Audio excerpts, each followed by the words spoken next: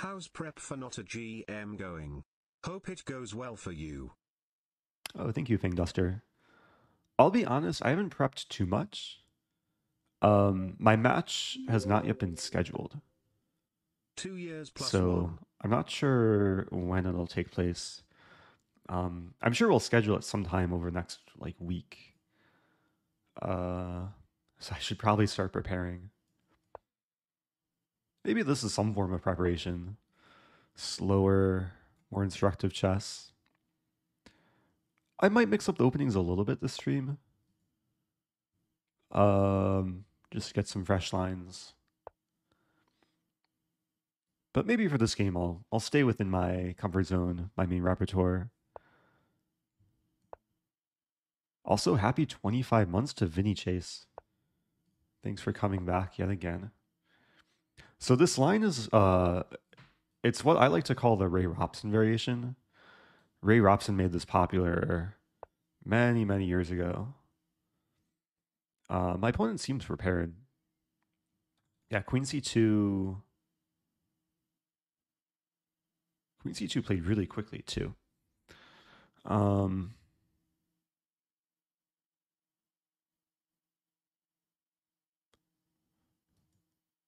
Because the main moves are actually like takes, or A3. So Queen C2, I think I'm supposed to play knight D7 here. And if takes, we would transpose into a line that after takes, black has a really nice move B5, which solves all the problems. But Rook D1. Okay, I'll admit I don't think I've encountered this ever before. So now I'm on my own. What are your tournament goals? Also, Ooh. I am now born. My goal is to stay focused. Take it one move at a time. Hopefully avoid blundering anything too major. With Rook D1, it aligns with the queen. So it's probably best to move the queen off the file. Now, I could still consider taking or taking... well, not taking immediately because bishop would hang. But like take and then take. The problem with bishop D2 is it helps white develop. And I'd rather leave the tension. So, yeah, I like queen E7.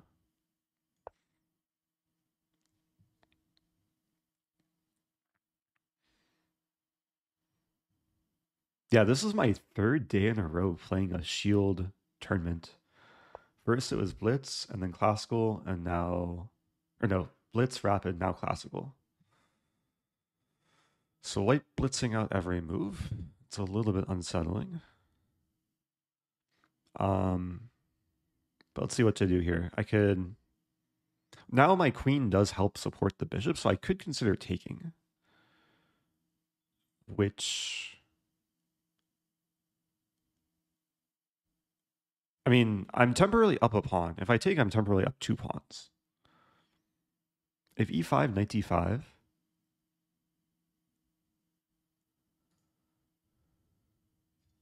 E4, wow. Yeah, I have no idea if this is like prep or just my opponent making things up.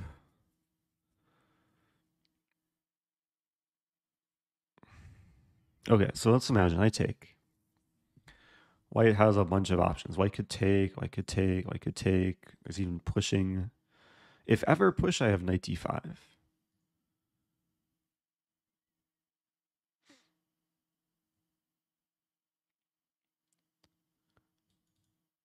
And if ever takes, then E5 is no longer a worry. So take, let's say queen C4. But queen C4, I take on D2, and then play E5. And that's one of the goals, actually, is to get a nice pawn center. So I'm spending most of my time here trying to predict what white's going to do after I take. I mean, let's say E5, knight D5. Maybe white can win back both pawns, takes. But worst case scenario, we get some structure where I lose back both pawns. And then I'm going to have a plan of bishop bishop d7 to c6, and then I'll be controlling d5. Rooks can come in. Yeah. Hopefully it's okay.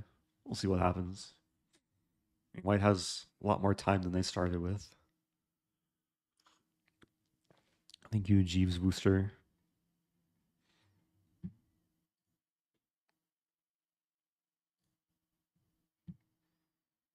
Yeah, this is my first game of the stream for everyone just joining. White's still playing quickly. Rook takes d4. So now I have b5. Does my opponent play more blitz?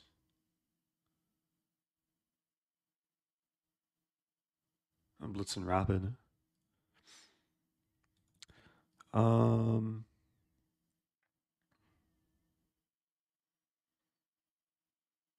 Okay, so I could play b5, which sometimes walks into stuff like a4. I could also play knight b6 here.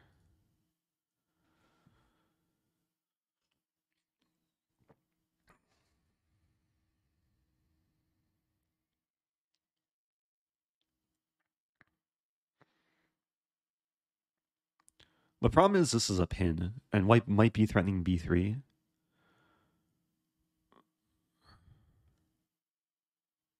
There's actually a funny line I'm looking at. Knight b6, b3, and then e5, where I sack the pawn and then queen c5, hitting this and this.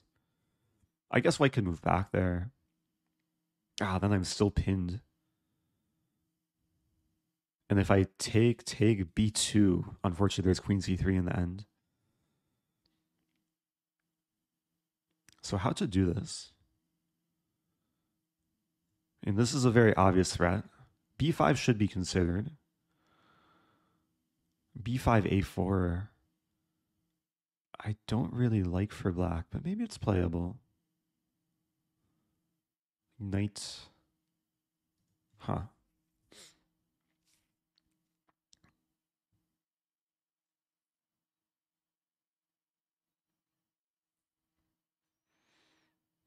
Let's look at knight b6 again. Knight b6, b3, e5 takes, and something like bishop e6.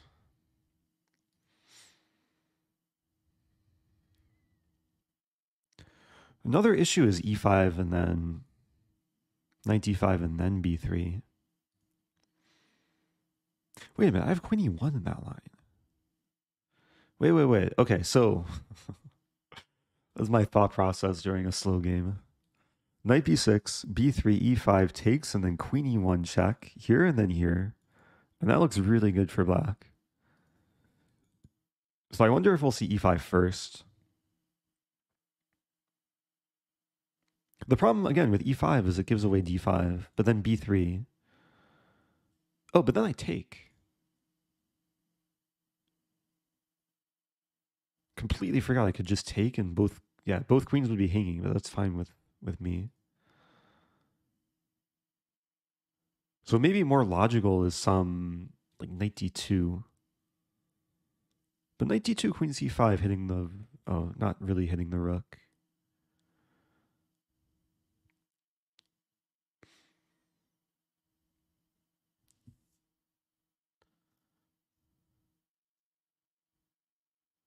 Okay, I'm going to play knight b6. I don't see too many other candidate moves.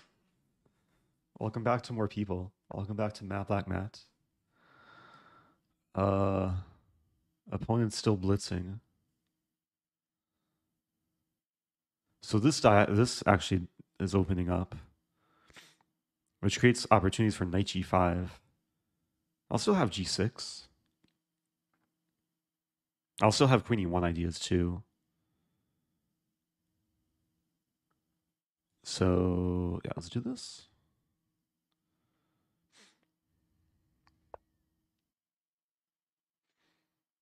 Okay, h6. So h6, knight g5 looks scary, but then queen e1, bishop f1, and then f5. And then en passant, and then takes. I think it's okay. Unless there's rook h6 there. Subbed for 0.66666666 of a year. Woo. Oh, nice.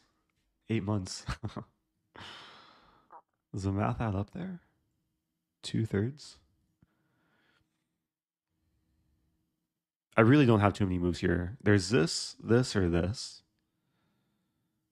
Let's play this.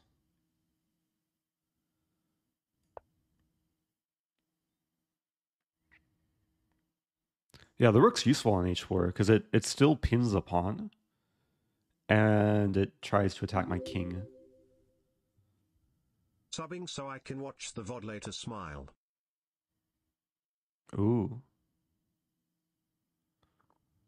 Thanks for subbing.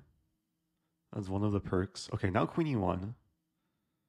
And this is absolutely terrifying. I hope I didn't miscalculate.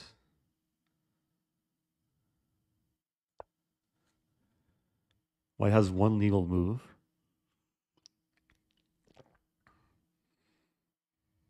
Opponent taking their time, though.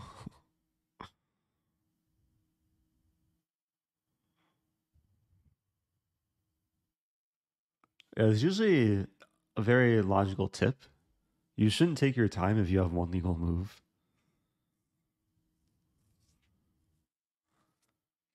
But maybe White didn't see queen e1 coming. Maybe a little bit flustered here.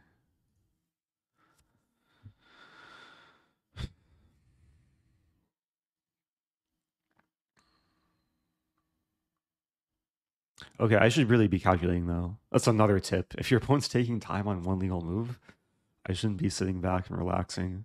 So bishop f1, f5, takes, and then I'm considering taking with the rook. Queen h7, king f8, queen h8, king e7, queen takes g7, king d6.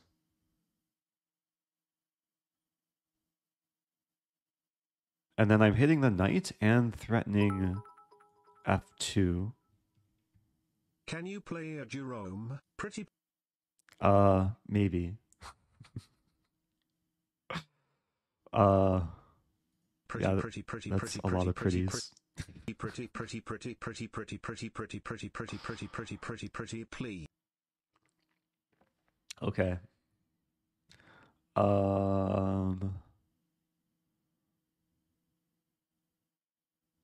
Yeah, today's going to be more instructive than usual and less memeing. So big surprise, White plays bishop f1. The thing I'm scared about is... Oh, there's almost a funny line.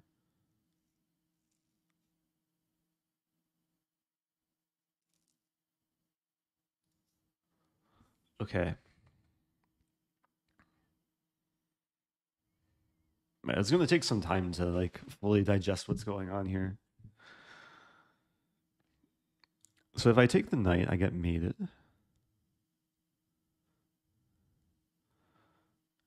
F5 is probably the way to go. The thing I'm scared about is F5 en passant, and then like there's queen G6 ideas, and I don't know if this line is actually working. Because F5 takes, queen H7, king F8, queen H8, king E7, queen G7, king here, there's knight E4 with a fork. If I play king D8, there's knight F7, which doesn't look great for me.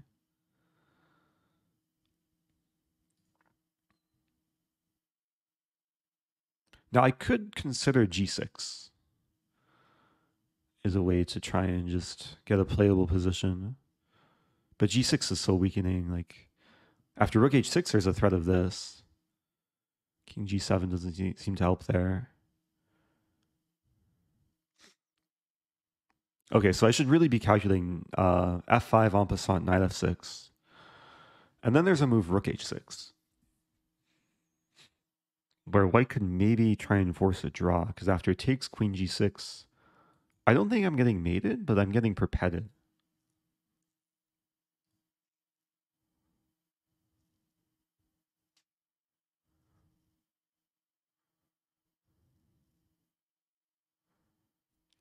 But f5 takes. I think this is forced. Knight takes. Let's say queen g6 immediately. Then my knight's tied down.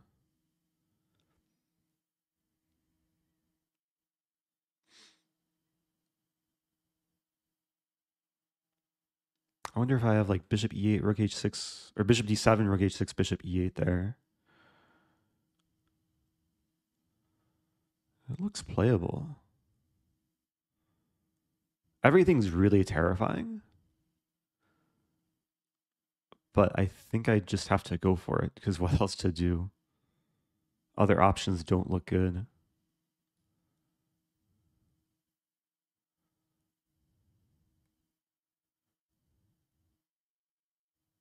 Wait a minute. Wait. I'm miscalculating. After this takes, queen g6, I can take the knight. And this isn't mate, because I have one, I have an escape, king f7. Okay, maybe things are okay. But maybe not. We'll see.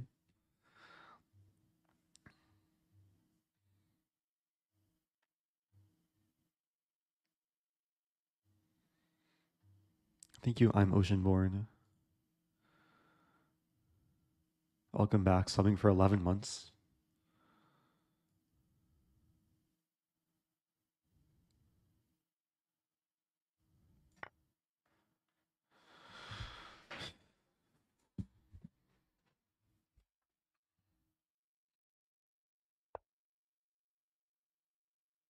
Wow. My queen's just... Oh, no, my queen's not trapped. The queen's almost trapped, but I do have queen a5.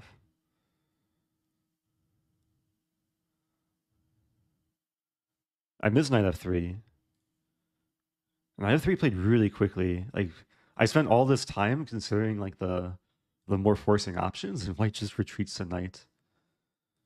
I mean, there's some logic, but... Okay, I could move back to b4. But let's play queen a5, because I don't want to align with the rook. I'm losing the pawn anyway.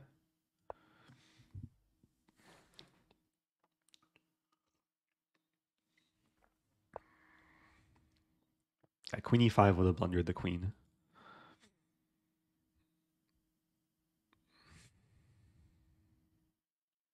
Maybe queen f5 here. Like offer the queen trade. Try and fix my structure. I do have to play quicker too. Like this is a classical game, but I'm already getting kind of low on time.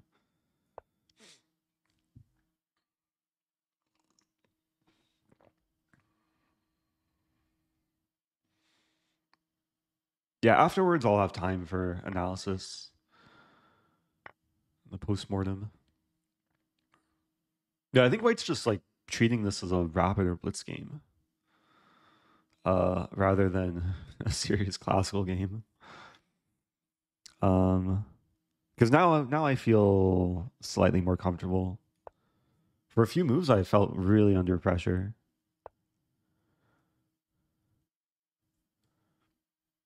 So now I can just trade rooks. Or at least offer the trade, neutralize the 7th rank. White could play this move. Okay, now there's a decision to make. If I take with king, I allow some 95. Take with bishop.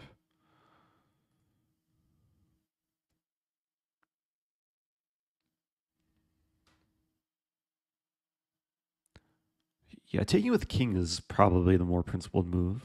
Even if 95 happens, king here. White might get some outpost, but I hold my ground. And I eventually want to play rook c8.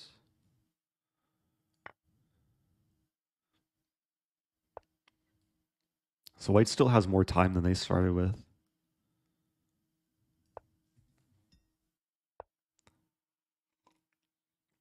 b3. Okay, so rook c8. I mean, g5 is also an option.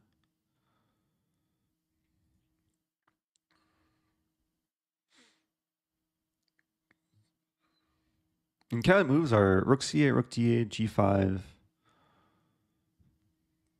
I like rook c8 because it prevents rook c1 and prepares rook c2. If knight c4, there's b5. Let's do this.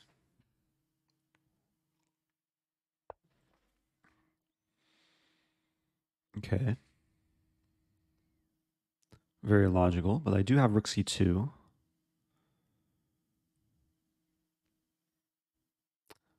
I don't want to allow a draw.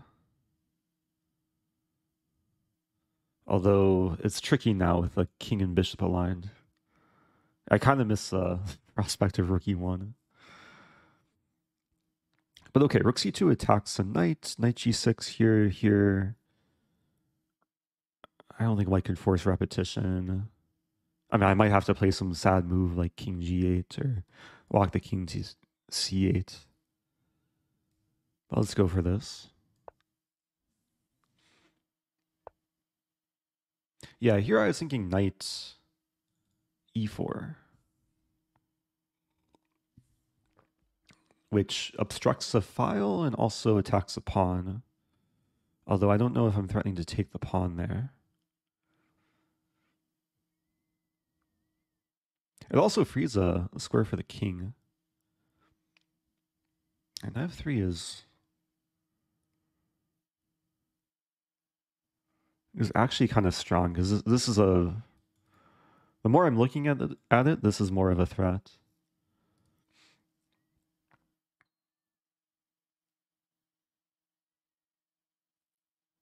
I wonder... Okay, after knight e4, knight d4, rook d2.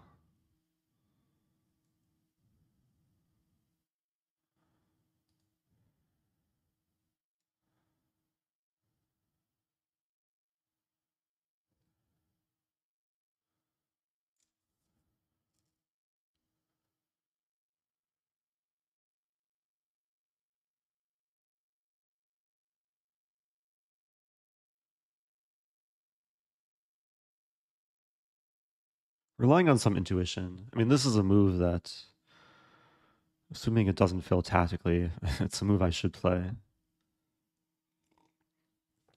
So this is hanging, this is hanging.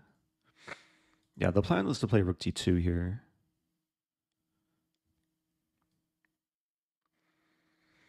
Because white has some ideas of f3, and then if my knight moves, there's knight g6 hitting this. So I have to make a counterattack.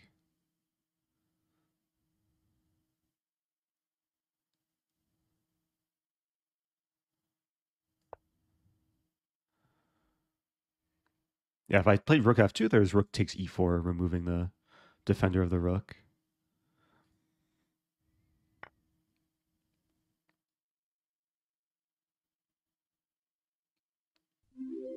Oh no. I think I finally blundered. Or did I? No, I still have rook d3. I have to take it. I miss the fact that knight c4 is threatening two different things. But I do have this move.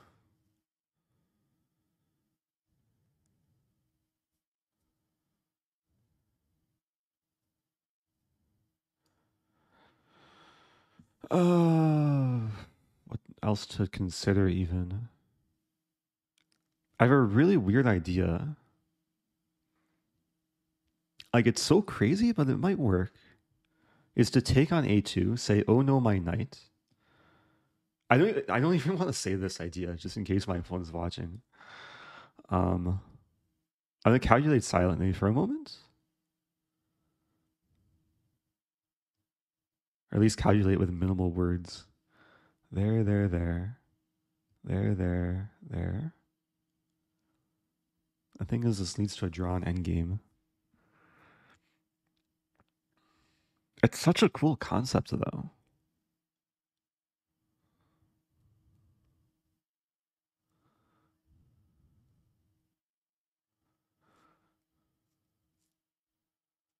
Maybe there's some chances to play for a win.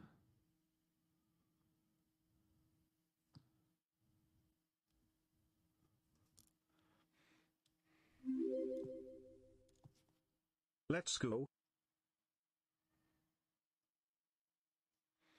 Let's also think. But not for too long. Oh.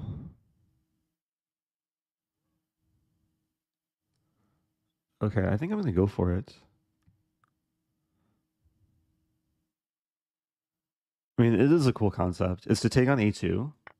f3 is coming, and then b5. And then the only safe square for the knight is to move to e3, after which I can save my knight. But this is a problem, yeah. White's just blitzing this out. Is we get into this endgame. And this is kind of hard to win.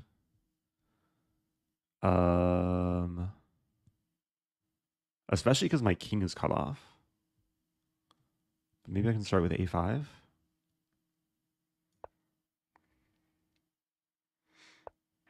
And then this.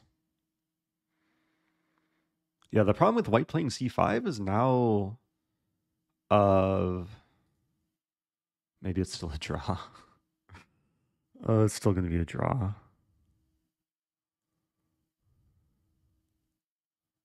Or is it? Any chance to play for a win?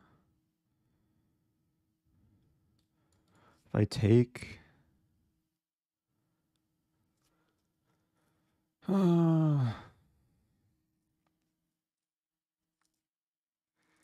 It is frustrating when the opponent blitzes out every single move, even in like complicated situations.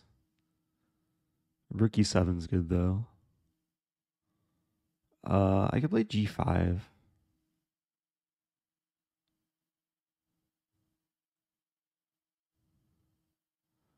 Wait, I wonder if I can play g5 and then lock my king in.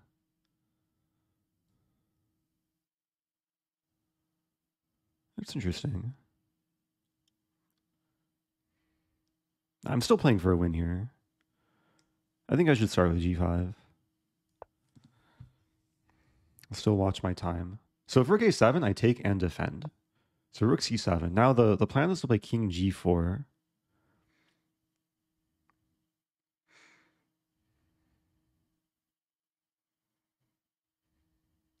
And then just go in.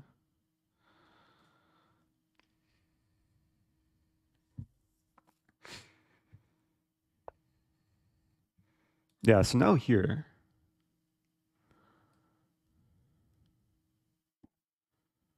It still might be a draw, but I'm definitely playing for a win. If I play here, there's rook f7, but here there's no easy check.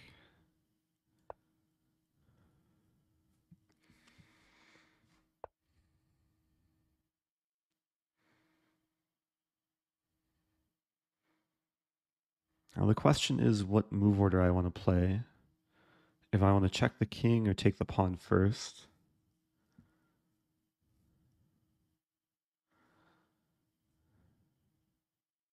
And there's even like rook c5, but maybe it doesn't matter either. Probably take the pawn first.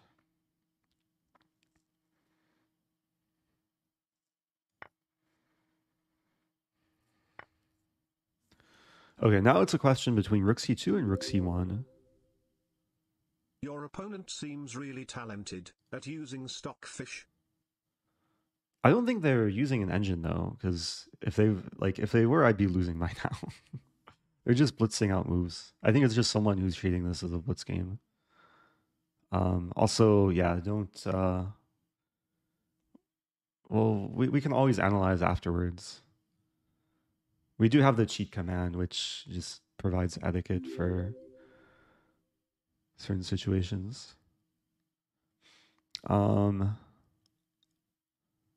Check or check? Check or cut off?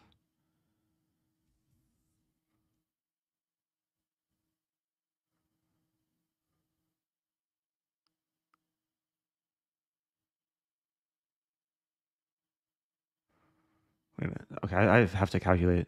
Here, here, here, here, here, here, here, here, here. I think I get a Lucina position from that. So I should start with check.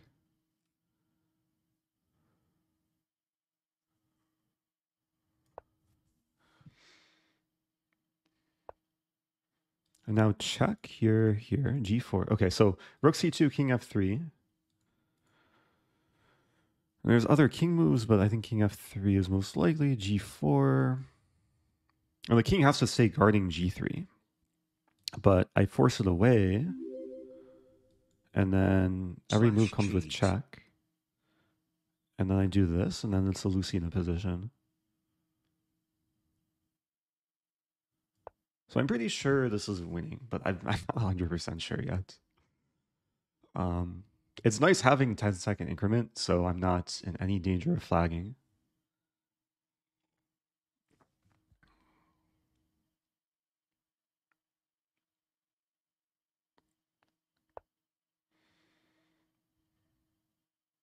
Yeah, this is I think it's a pretty straightforward calculation. G4. Eventually I'm going to win this and this, and the king's going to be cut off.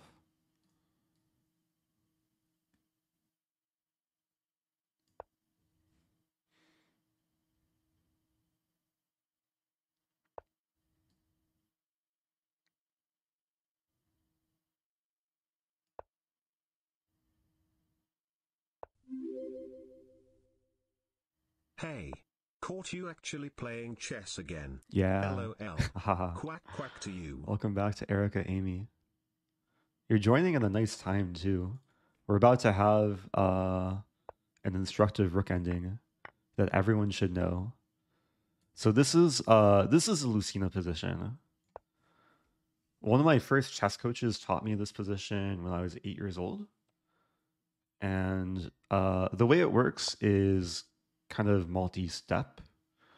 It starts by, the start is cutting off the king. And then the next step is gradually like working the pawn up to the second rank in this case.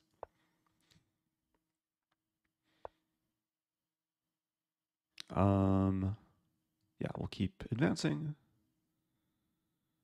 There might be a few different ways to win. Like I could have probably thrown in the check, but I'll keep walking up the pawn.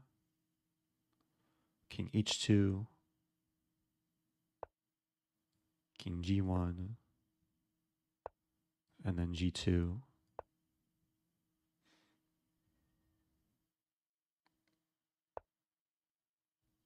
And then, yeah, I can throw in this check. Now there's a couple different lines. If king f1, I'll have a nice move, or after rook e8, king f3, then I play king f1, and the pawn can't be taken because check and I win the rook.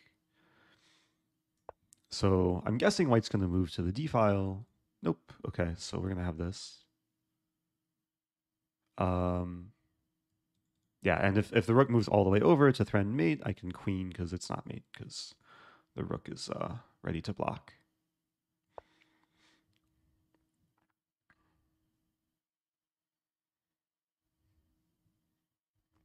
There's a different line in Lucina where black builds a bridge, but not happening here.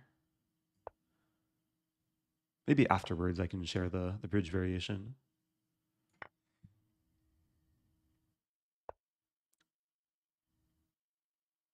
This feels like it should be some mate in 2, but I'm not seeing it. Check. Mate in 3. King f2. Here, and then mate. Opponent left the game. Okay. Yeah, kudos to Lichess. This has happened more frequently recently. Our opponents are leaving when they get losing positions. But Lichess is very good at not making me wait more than like a minute.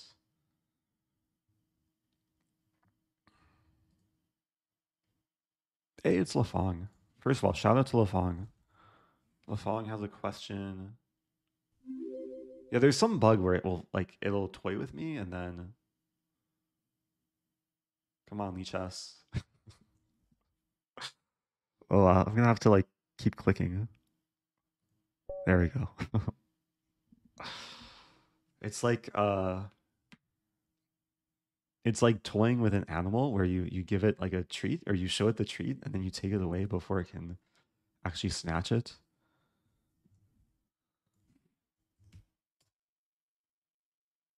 Oh, Ipshi beat me to it. So Lafong was asking question about Rosen score.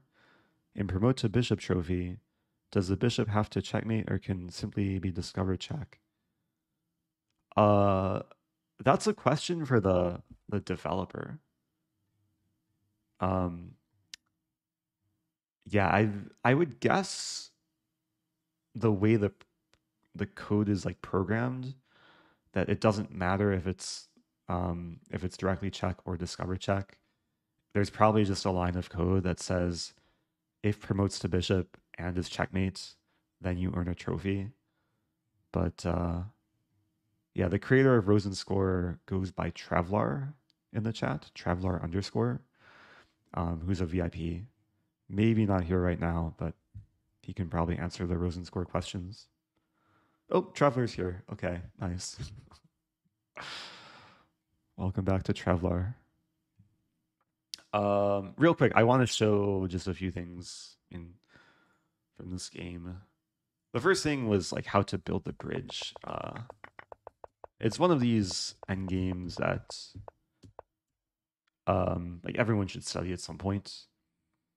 If King D2, there's probably a few winning moves too. Like Rook H8 and this is probably winning. But the cool way to win is to play this move.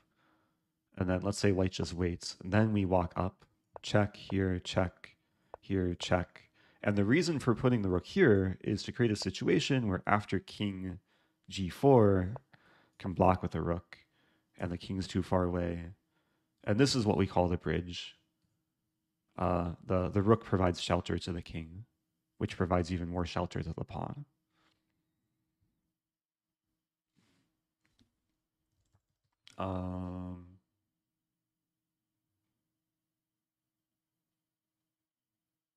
Yeah, definitely.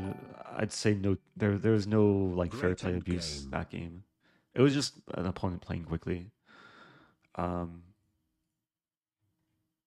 definitely like some good moves too. Like I was worse at some point around here, like even after Queen E1.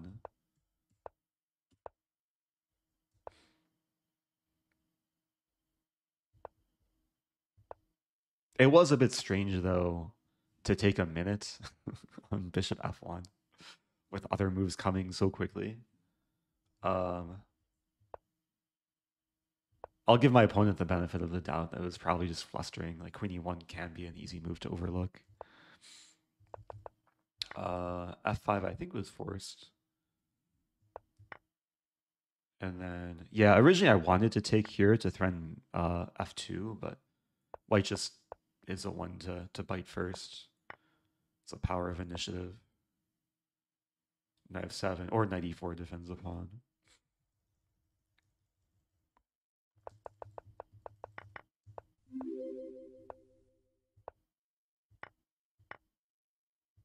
Yeah, this is a turning point. White should really keep the bishop. Because then having a bishop in that game is nice. But then, so what happened here? Knight E4.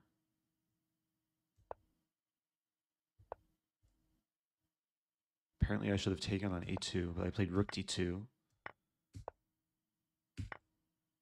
Yeah, I thought this was a really cool idea to meet F3 with B5. So it looks like I'm just losing the knight, but B5, this knight just doesn't have a good square.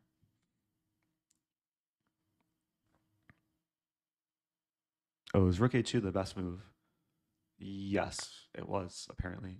Apparently, like, black's still better. I thought it would have been, like, just a dead draw, but there are still some chances.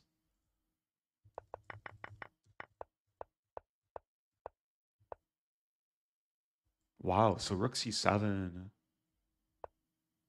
Rook C7 was a blunder because of what happened in the game. Yeah, endgames are tricky. Like sometimes positions will look really close to a draw, but it's still there's still life to them. Also, thank you to the Yogli man. Subbing for 6 months in advance. Appreciate that.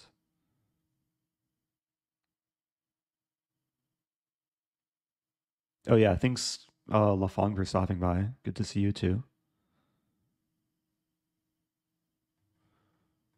There's a question if rook e4 would work. Oh, like after check here. If rook e4, there's this, but again, there's a lot of ways to win. Yeah, like rook h4 and just promote the pawn like this. Although, wait, we have to be careful. Because we play this and then this. Yeah, you can't quite allow the king to get too close. So generally, this is a better way to go.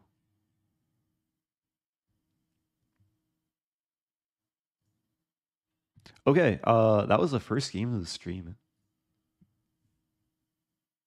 Nice one to start. 1002. So almost top 1000.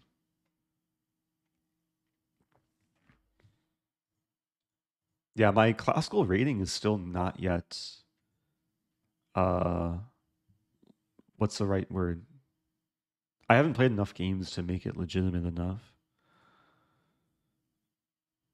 Like the deviation is still over 100. It needs to be less than 75 for me to be on the top like rankings list.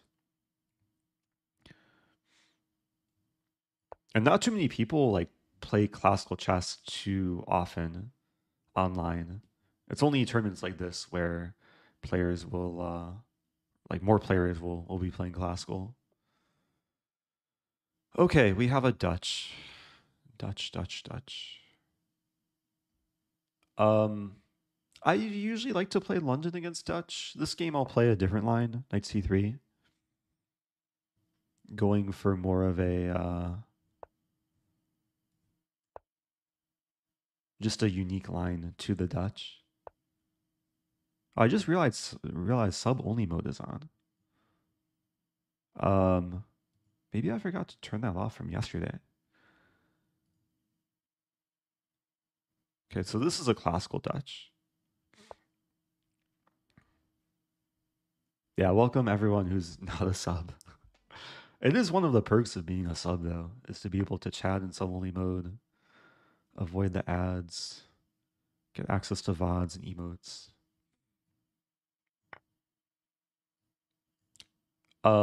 Yeah, I'm following some like famous game between Edward Lasker and some random person. There's a famous game where like black got mated on h1, like just walked the king all the way to h1, and white played king d2 mates, but could have castle queenside mates. After this game, I'll show that game. Or maybe if I'm really lucky, which I'm not, I was going to say maybe I can get the same game in this game. But that game went something like this, queen h5. It was a really cool game, queen e7 and queen sac, but I'll show that afterwards. So d5, this is a new move for me. I mean, it looks simple enough to take. I would assume queen takes, and then like bishop d3, queen e2. I get back, or get rid of black's bishop pair.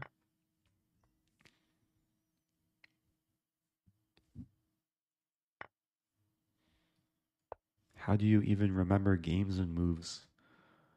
So that game specifically, I was shown like every year at chess camp when I was younger. I attended a lot of chess camps, and for some reason, a lot of chess instructors like to show that game. And then when I grew up, I would show that game when I taught chess camps because it's just a fun game where white sacks a queen and then can end up castling with mate.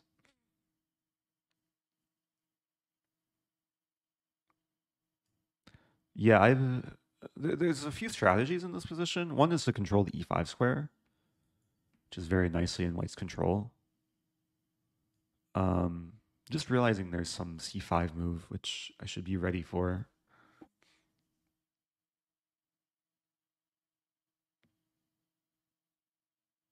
I might play c3 first.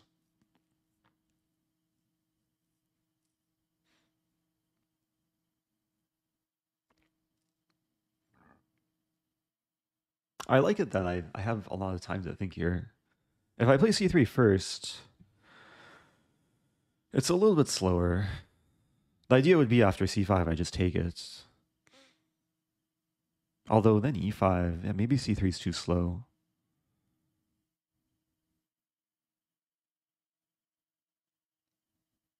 I began looking at this line like takes, queen b2, Greek gift, but I don't think it works.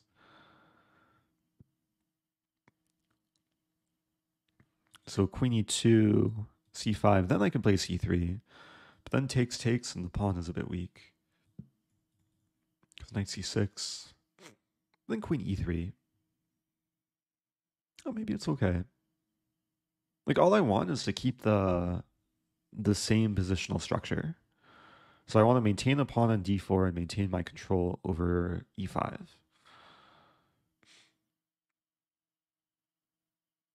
Another idea of queen e2, if black doesn't play c5, I castle queenside and then just attack on the king side.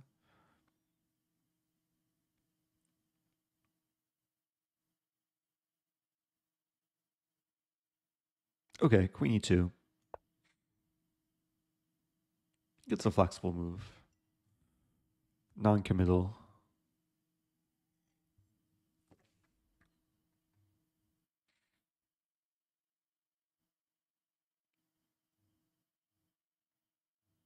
Yeah, chat is a lot more active when sub-only mode is turned off.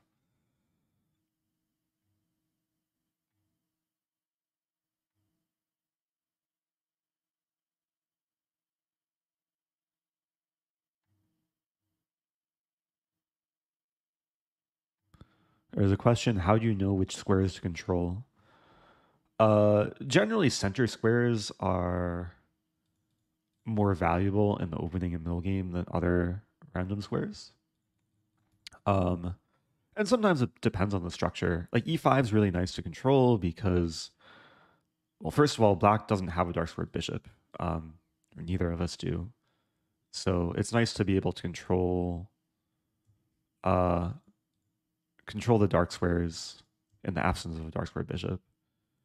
And then when I control e5, it prevents this pawn from ever advancing, which in turn basically causes this bishop to be really sad.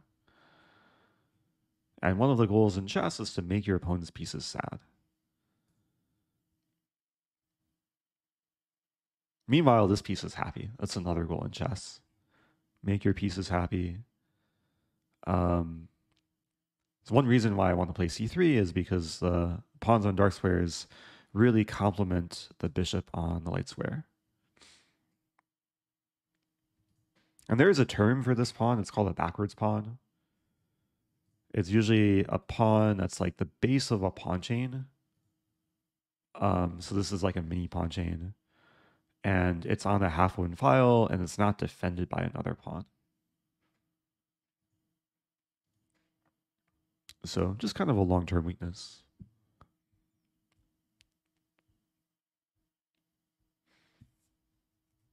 So I'd say the position is slightly like more pleasant for white, but it's still very far from winning. But overall, good start to the game.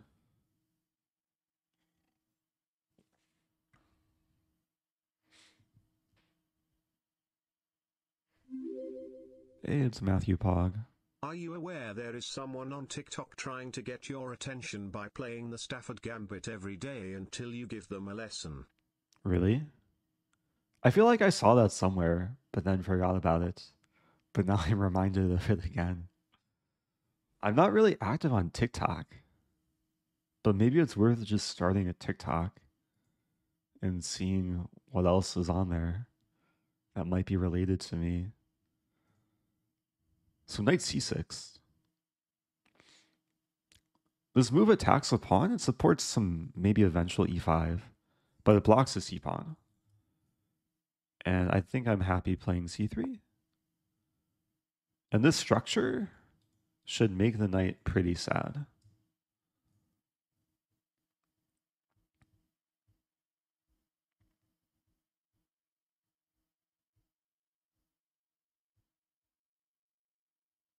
Wait, how many days has this person been playing the Stafford Gambit for?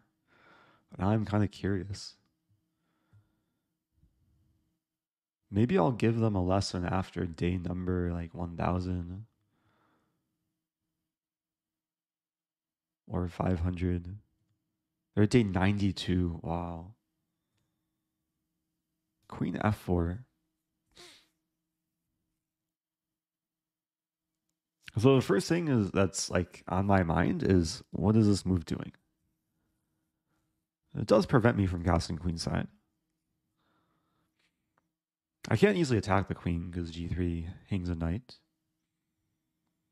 I mean, maybe I just castle kingside and then like put a rook on e1.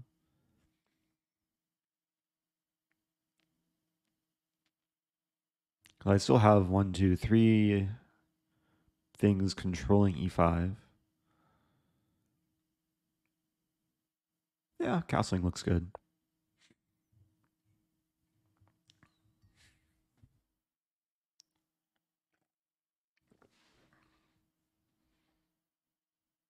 Oh, Bertak asking about the Lichess Marathon. Yeah, I'm still working on it. It's a long video. It's like over 10 hours. So as time goes on, it's going to become more of a priority, but I'm hoping to get it on YouTube at some point in the somewhat near future.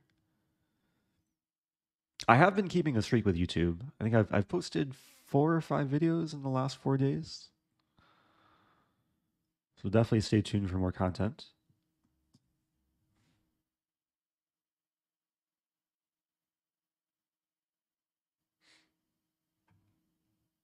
Wait, there can be a third option for the prediction? I didn't know that. I see the badge next to Lankuri. Look at this. Lankuri predicting a draw. M. Kozak predicting Eric wins. Hey, it's Gotham Chess. What's up, Gotham Chess viewers? I was just taking a look at Twitch chat. Hello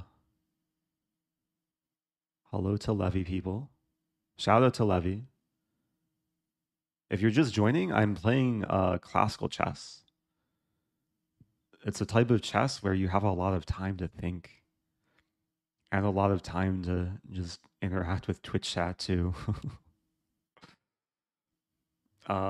Maybe I'll show the game up until the current position.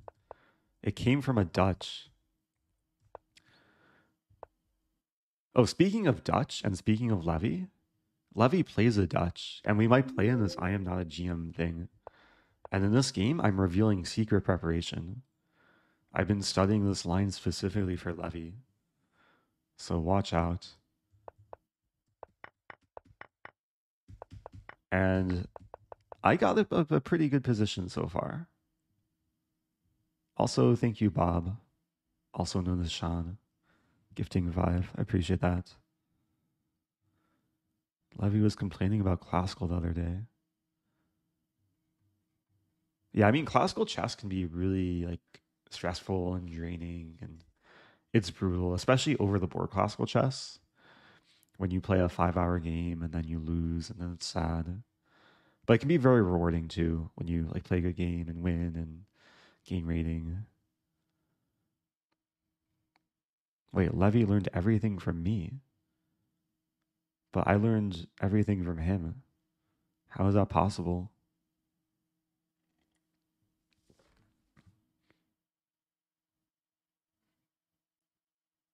Wait, there's a Gambit Drive in Stafford, Texas. Oh, maybe I'll have to go there just for the content. I went to the Stafford London Hotel next to Buckingham Palace and had afternoon tea. It was really, really good.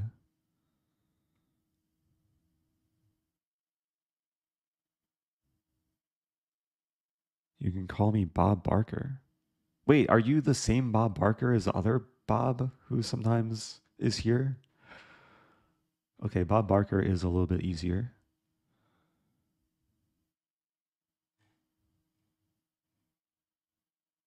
When is Eric versus Levy? It's not guaranteed because we're in the same side of the bracket, but we have to get through our first round matches in order to play each other. I believe Levy actually plays Nemo the first match. And I'll be playing Tania Sachdev, which I should also start preparing for. Okay, so I got my battery. Controlling the file.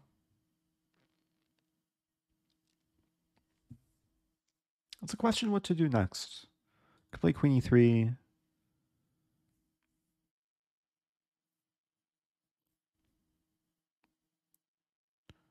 I still can't play G3, which is a little bit annoying.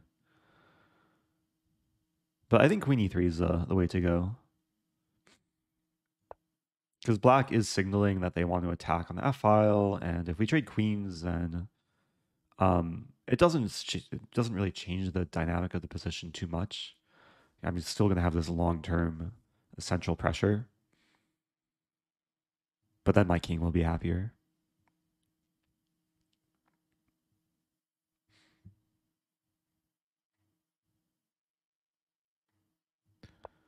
Yeah, Tanya did do like really, really well in Iceland at the Reykjavik Open. I did see her there. Like she was really close to scoring a GM norm, I think. Okay, so black is allowing me to take the queen.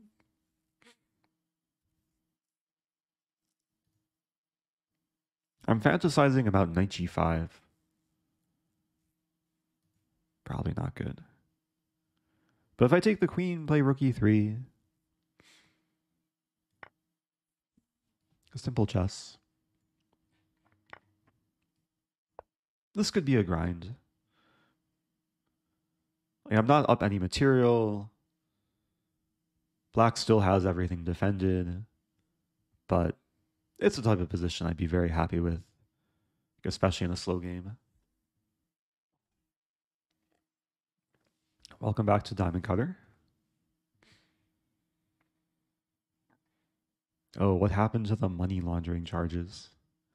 Yeah, it was a very weird type of thing because there were two accounts which seemed to be controlled by the same person, and they were cheering bits across like about a dozen channels just saying the same rumor over and over. I think it was just a slightly not best taste in humor. But from what I heard, they agreed to stop. So yeah, I was not arrested. I'm still a free person, as far as I know.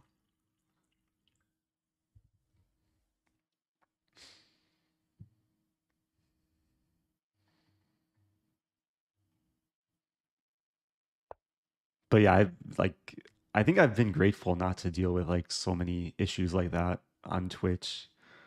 I'm grateful for the overwhelmingly like positive community. H3. Black wants to hurt me. G4 is coming. Play rook e2. I think rook e2 makes a lot of sense. I over defend the f pawn, so that way my knight has some mobility.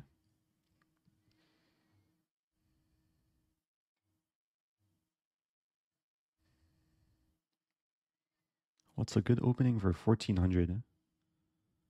I get a very similar type of question a lot. I mean, there's so many openings that are suitable for that rating range. It's just a matter of picking something that excites you, that you can stick with and learn from. So, and there's not like one opening for every rating range that's like best. So sometimes it's just a matter of exploring and seeing what works for you. Okay. 95. I'm debating whether I should trade. Gotham Chiss, you are my favorite streamer. I love you. Aw, that's kind.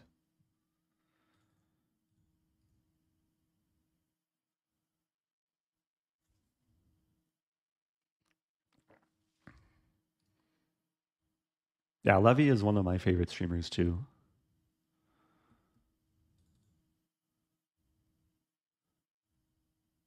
It even says, like, sometimes in his titles, his title will be your favorite streamer.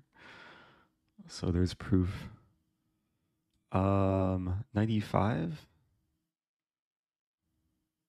95 takes. I don't want to get in a situation where it's going to be like hard for me to crack black.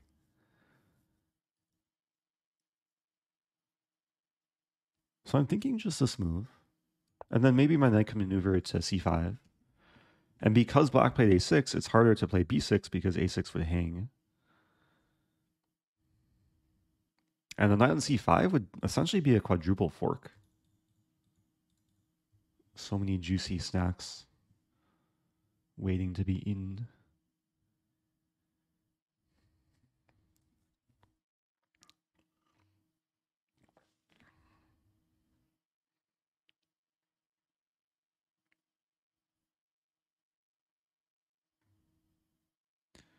What's a good opening for players rated between 690 and 420? The Bong Cloud. Or the Crab. It depends what you're into. Worst opening for a 1400? F3 G4. Although it's interesting because you control some nice light squares.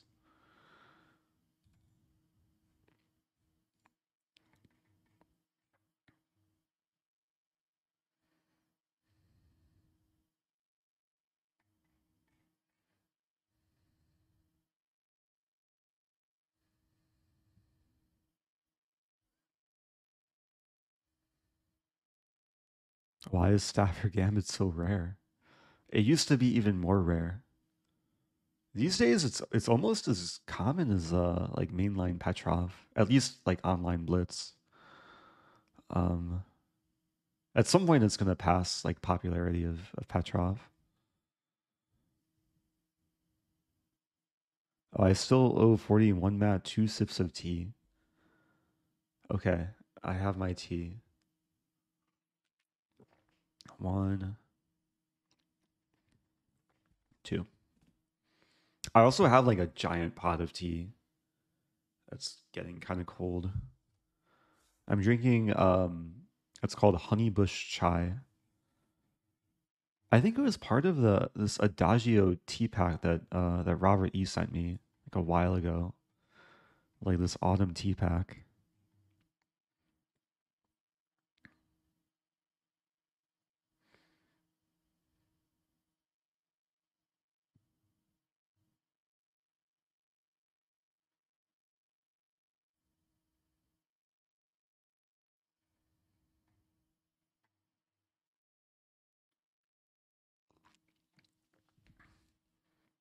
Yeah, a couple of days ago I might even have a picture. I felt motivated to organize my stash of tea. And because it was super disorganized, I just put all my tea into a cupboard. But then I finally got around to organizing it. And I might as well show, like, as my opponent takes more time. This is after organizing everything. It still looks a little bit chaotic, but it's a bit more organized now. So I have oh, you can even see the honeybush chai up here. This is my throat comfort, stress relief, Havel tea, some emergency. Had my coffee on bottom. Knight b8. Setting up for the next game. Maybe I should play knight b1. Put the pieces back where they came from.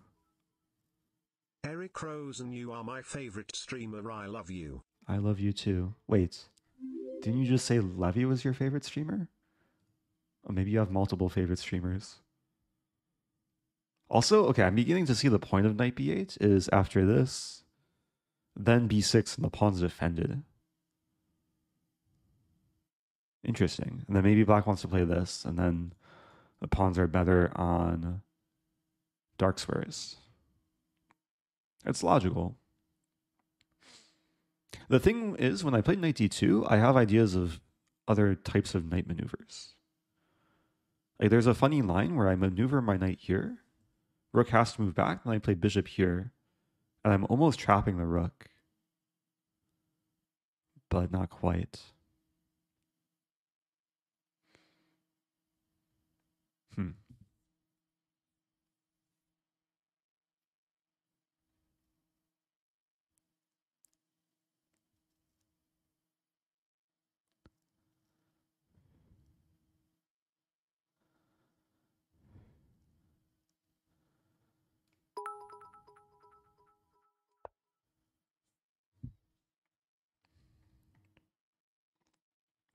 I'm starting with knight f1 because I realize this didn't really accomplish anything after b6. I think this has more potential energy. I'll still have to try and convert this into kinetic energy.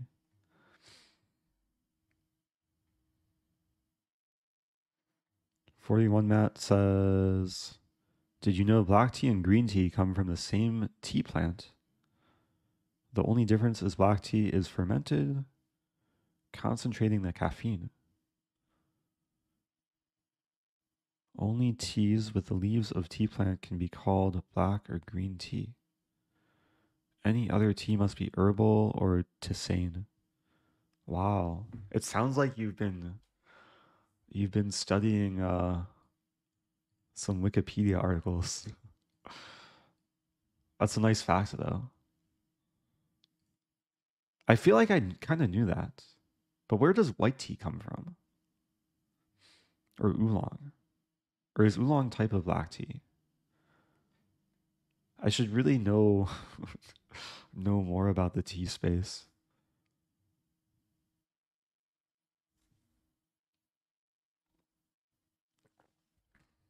Oh wow. I see the comment from Choco Addict Tea. Lafong is going to use Rosen Trophies website as a challenge and trying to get more trophies today.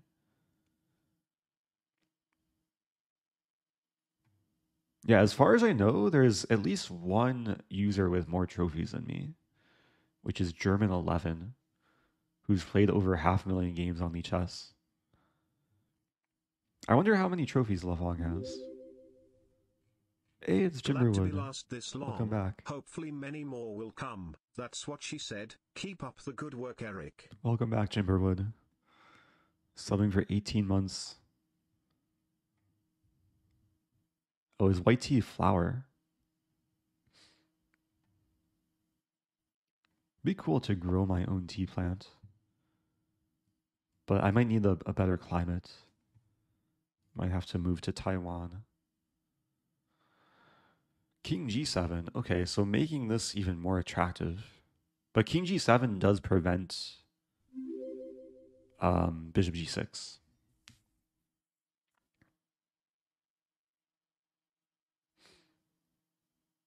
Wait, but I'll have a check. So rook f7? Wow, rook h4. Unexpected. Now this is really tempting. And because this is classical, I might take a long time here to think. Thank you, Gary. Thank you, tennis player. Okay, if I take, I'm threatening a fork. I also would have sacked exchange for a pawn. Question is, how does black not get forked?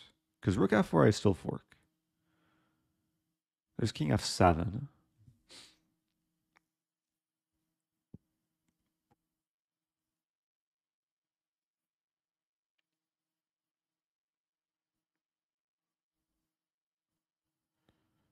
King f7, rook e5. If rook e8, bishop g6 check. If c6, knight f5 again.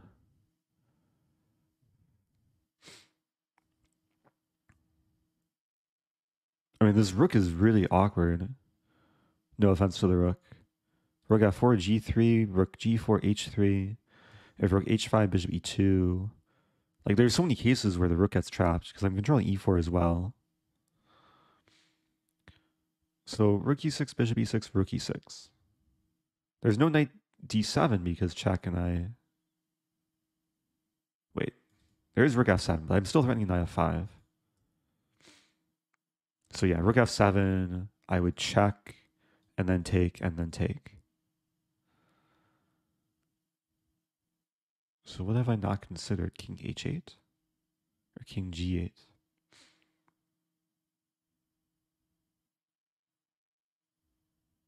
And then I'm down the exchange.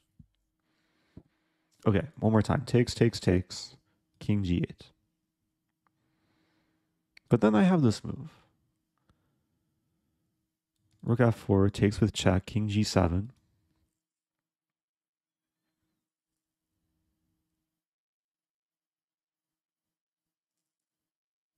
And some rook g6.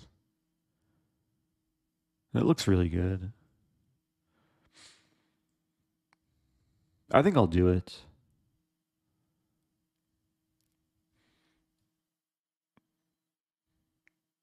I mean, in a blitz game, this would be more of an intuitive sacrifice where I just play it, it looks good, there's one arrow, and I'd be happy.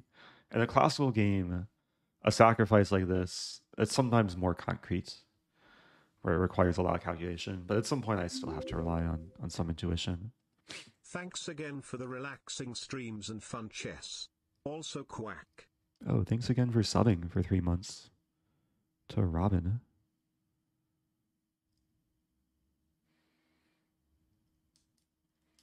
Yeah, this probably wasn't necessary, but it's a way of trying to make quick progress.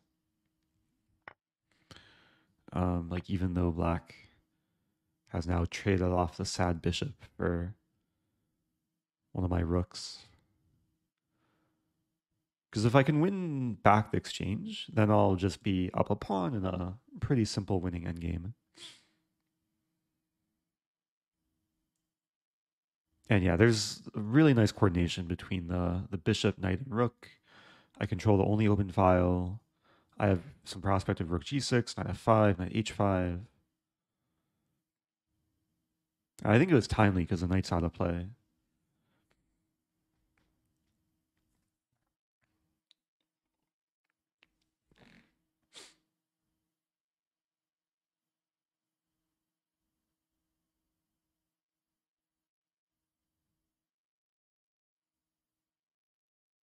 Wait, what was I thinking after king f7?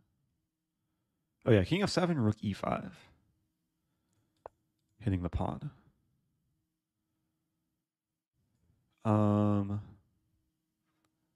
And there's not too many other options.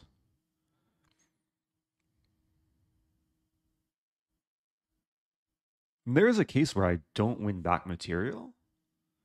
Although, at the very least, I'm probably winning the pawn. I was thinking that black might play this move. I take knight f6. It could still be a fight. Yeah, with c6 now, knight f5. And this is a situation where I think I'm trapping the rook.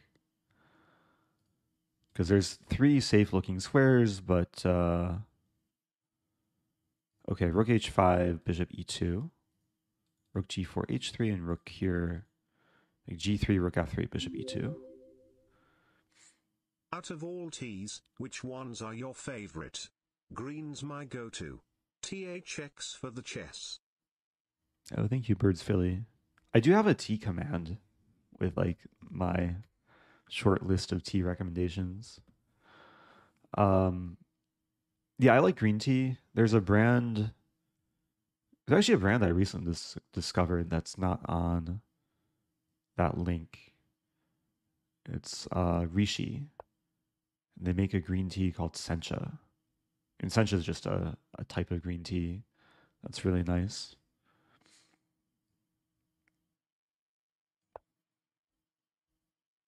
There's also a place in Chicago that has like really nice quality loose leaf teas that they import from China and maybe Japan. It's called Todd in Holland.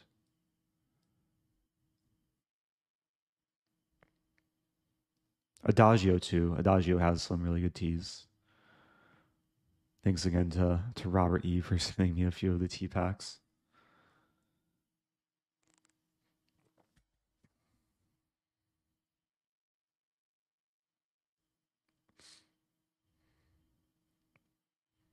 Yeah, so now it's a question what black is going to do with a rook. I guess there's the answer. Now it's a question, do I want to trade rooks or do I want to keep my rook on the board? Yeah, probably better to take with bishop. Even though usually when you're up material in endgame, it makes sense to simplify. It also makes sense just to dominate your opponent. So here, the move black wants to play, but can't, is knight d7. And if rook e8, I check and win more material. We might see king f6. But now g4. So over defending the bishop so I can play rook e6 check.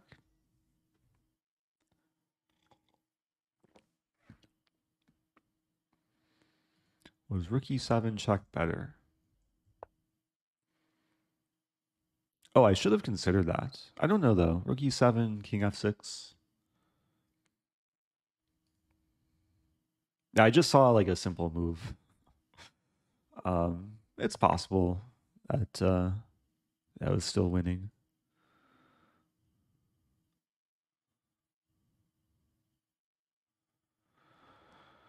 Okay, black wants to do something.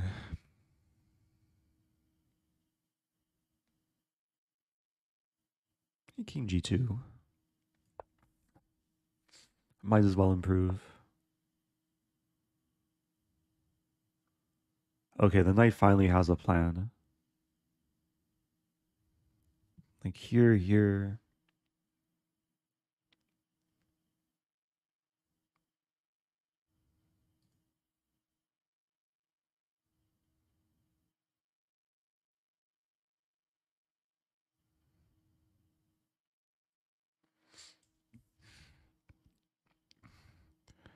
Yeah, I can't win this by just sitting around and doing nothing. Like, I do have to do something at some point. Rook e6. Ah, there's an interesting idea. I think I'm going to wait for black to play knight a6. Yeah, let's just play a4. So still doing nothing, but now it's time to do something, is to check and then play this. Because now the knight's no longer controlling d7, and now there's an entry point.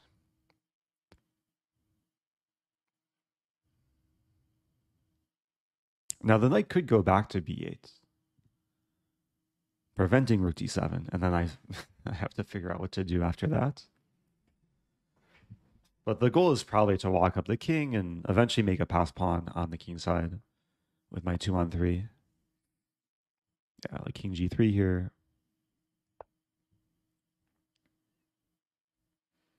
And black's a little bit paralyzed now. If h5 I take, and if takes there was bishop g6. Go back with checking.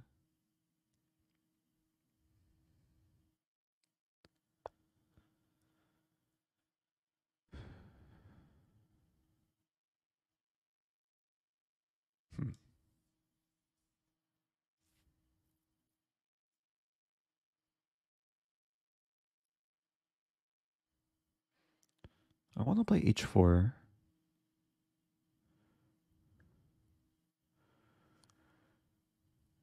Or f4. Or both, maybe. Maybe both. Can't wait to be a baby, just a little bit premature at the moment. Oh, keep it up. Red top. A is Will the Thrill. Anniversary. I took a selfie with you at the Chicago Chess for Ukraine event Oh, and talked nice. to you about going to Reykjavik after the event. Glad to see you streaming again. Good to see you too. Welcome back. Yeah, That was... When was that? That was already like a month ago. Or more. Was that before Reykjavik? I think it was. Yeah, thanks for subbing for 1 year. So yeah, speaking of Simul and in-person event, the next in-person event will be in Vegas, at least for me. We do have the Vegas command. I will be giving a Simul there too. And there's only 30 slots open. Maybe after this game, I'll check to see how many people have signed up so far.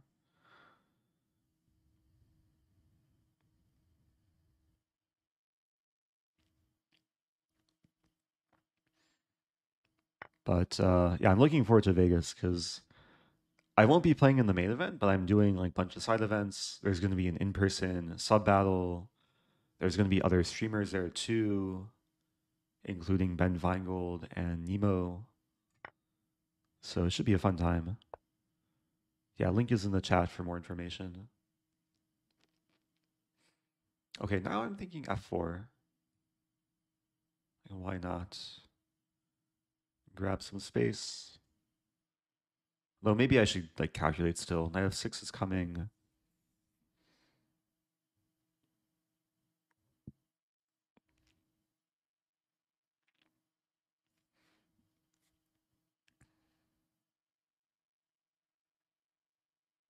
Looks good enough. Put the rook back on E2.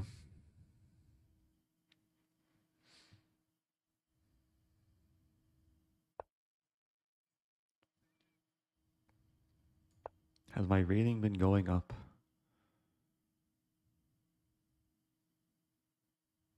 Oh, has my OTB rating been going up? Were my last three? My last three FIDE tournaments were Vegas last year, and then Gibraltar, and then Reykjavik. I guess I've only played 3 tournaments in the last year.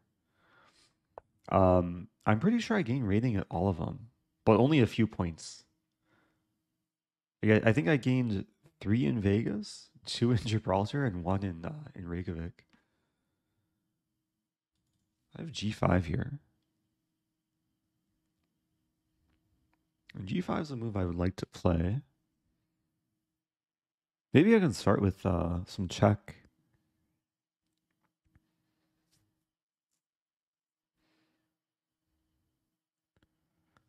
B5 might be coming.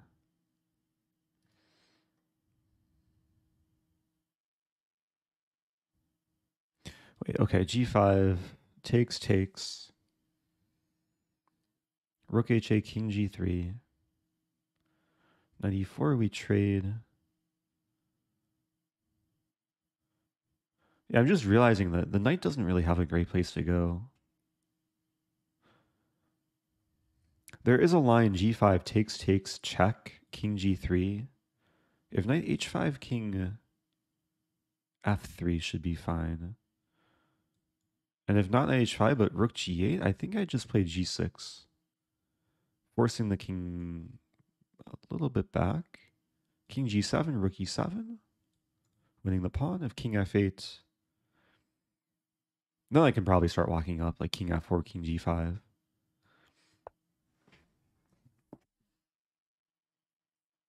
Sometimes I have to be careful when pushing pawns, because pawns can't move backwards, so wanted to be extra sure there.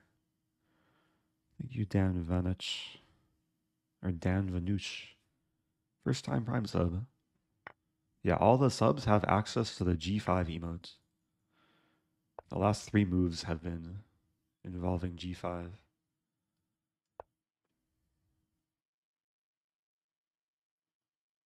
Okay, so yeah, I looked at 3 moves here, here, and there, but yeah, with knight H5, I think King G4.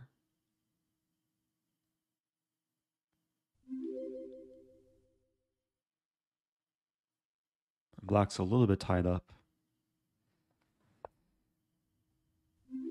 This move.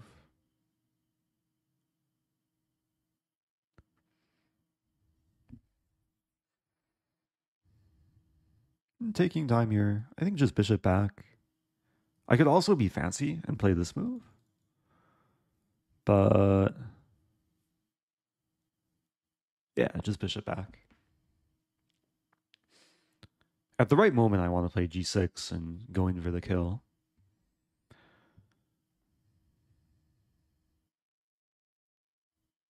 How many moves do you play in your head when planning your move? It really depends on the position. But during these games, you can kind of get a sense of what's going through my mind. Like, one of the reasons why I enjoy streaming chess in general is I can share like what the thought process is when approaching a position. So some positions I just look like one or two moves ahead, but other positions I'll go a bit deeper. So g6.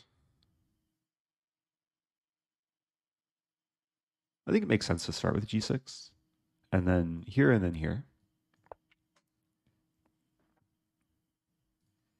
Yeah, you could count the arrows if you want. Want to see how many moves I'm looking at. But then there's a concept in chess when it comes to calculation between, or maybe I should say there's a difference between going deep and going wide. So sometimes there's a case where I'll look at like one variation 10 moves deep, but there's other cases where I'll look at like branches where like things can branch out and both sides will have different options and they'll only go like 2 or 3 moves deep in each branch.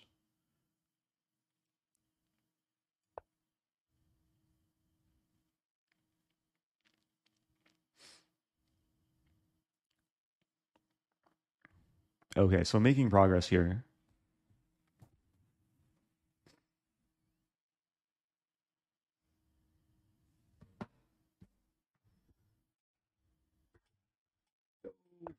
I'm getting hot and my fan stopped working. Oh, my fan got unplugged. I have a mini like tabletop fan.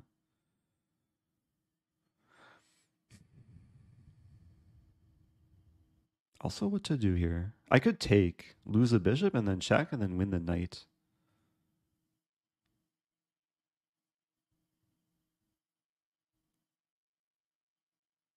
Interesting move, Rook d1.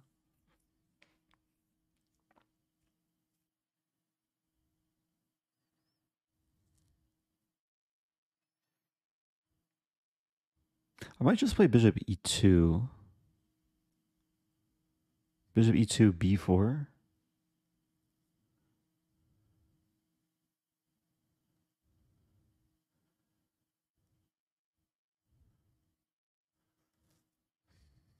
I want to plug in my fan. I should make a move first. Yeah, this looks good. I'll be right back.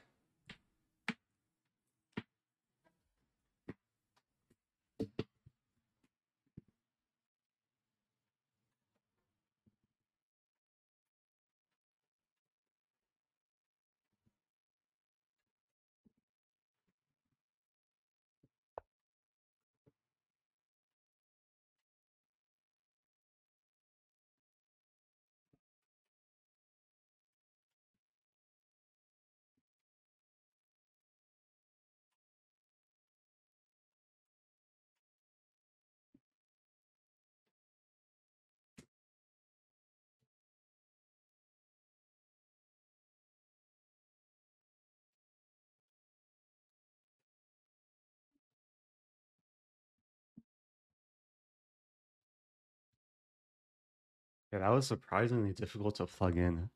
Man. It's working. Okay.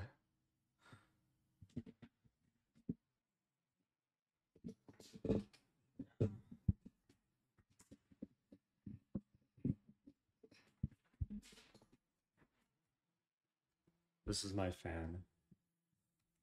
It's supposed to be a silent fan. Unlike some other types of fans in Twitch chat. Wait. Black played rook d2. Okay, b4. Wait, b4 doesn't work at all.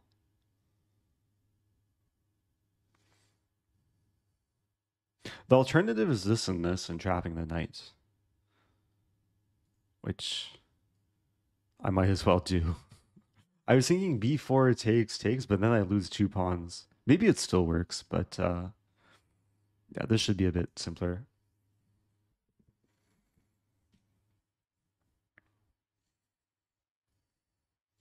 Oh, I see the poll. So favorite chess variant, 4-player chess. Interesting. There is a variant of 4-player Kung Fu chess, which I haven't played in a while.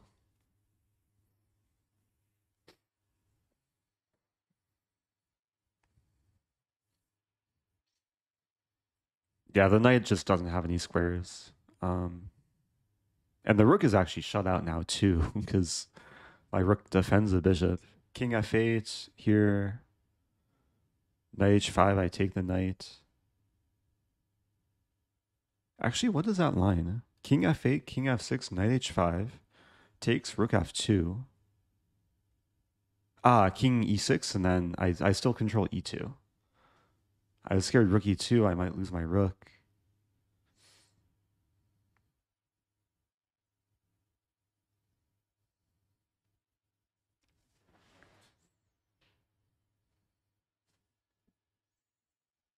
Did I miss a tactic?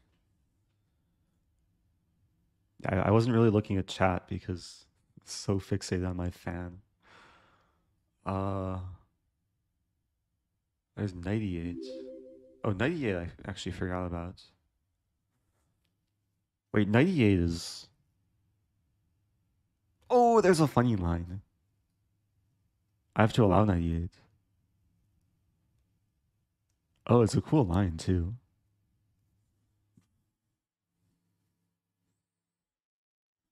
Yeah, it's kind of annoying when my fan blows my hair.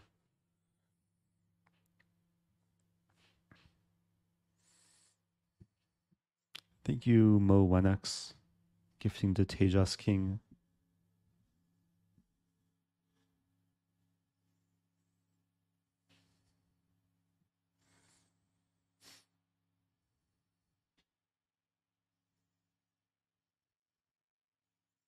Does it look like I'm in a music video? Just have to use the green screen to its full potential. Okay, so I actually forgot Black could do this because I can't win the knight straight away. So I think I'll throw in the check first. King will move here. And then bishop g4. And then the knight is trapped. Rook f2, I take it. If rook g2, I check and then take the knight. Oh no, my hair.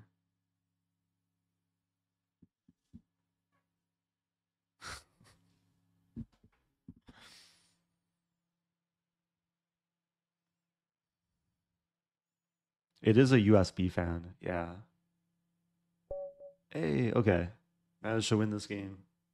Picked up 9 points. Okay, so these games do take a decent amount of time, but hopefully there's some lessons to take away. We had a Dutch. Oh yeah, I wanted to share... Actually, before I share the cool game from this line, someone mentioned that Axe for Typo saw a tactic that I missed. Oh, it's 41, Matt. Bishop e2 hangs a pawn.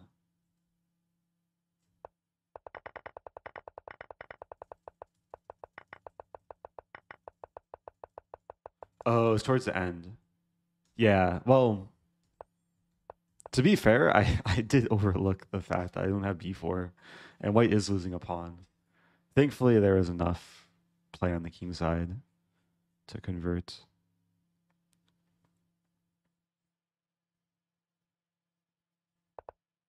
Oh, wait, rook g1 check. Oh, Rook G1 check. Actually, I did miss Rook G1 check. Good thing my opponent wasn't reading Axer Typo's messages. Rook G1 check, I would lose my precious G6 pawn. I'd still be playing for a win because I lose B7, so it'd be a trade. But I probably should not have allowed that. I wonder, what does the engine want? Ah, okay. I considered this line. I just didn't want to go into this. But king F5, it's winning. Coolest Axer Typo. Finding moves that were missed by both of us. And maybe some other people too. I mean, overall, I think it was a pretty clean game. Maybe I made a few... Wait, what? The game is already analyzed. I made 9 inaccuracies, but no mistakes or blunders. Yeah, I felt like a game I was in pretty good control the whole time. So the game I want to share, which featured the same opening, it was Lasker.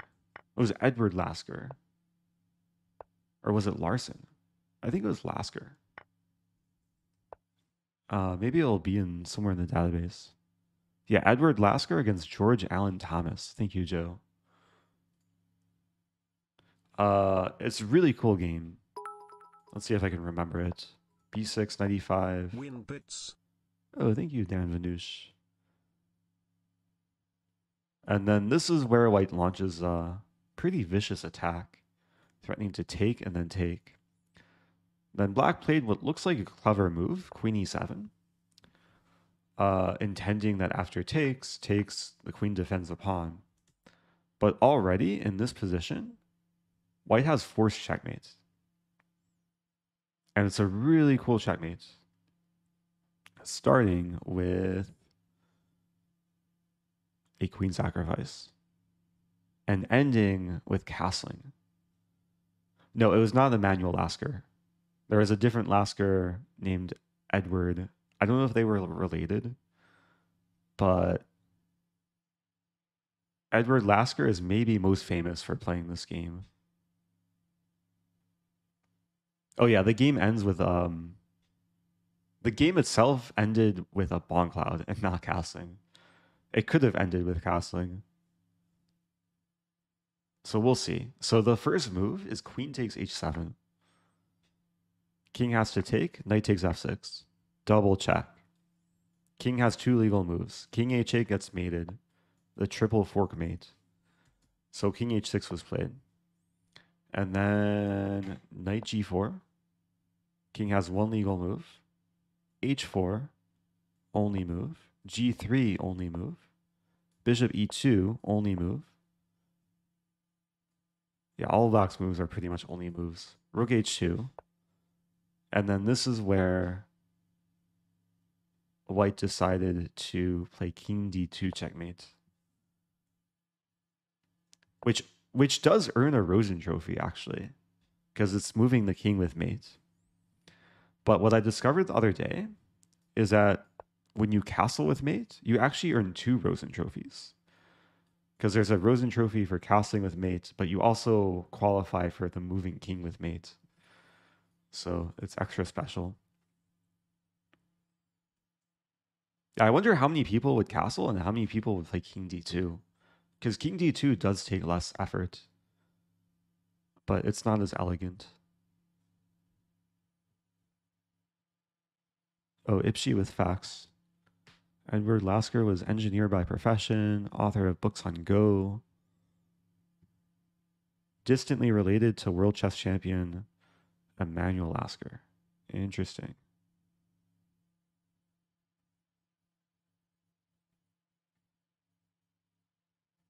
Wow, 41 Matt is a beast in Redactyl.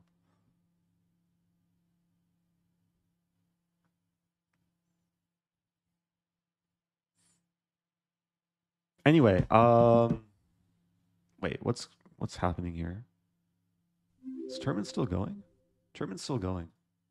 I'm pausing for a moment. I wanted to see my rating deviation. Also, thank you, Reuter NFL. Welcome back. Gifting 5.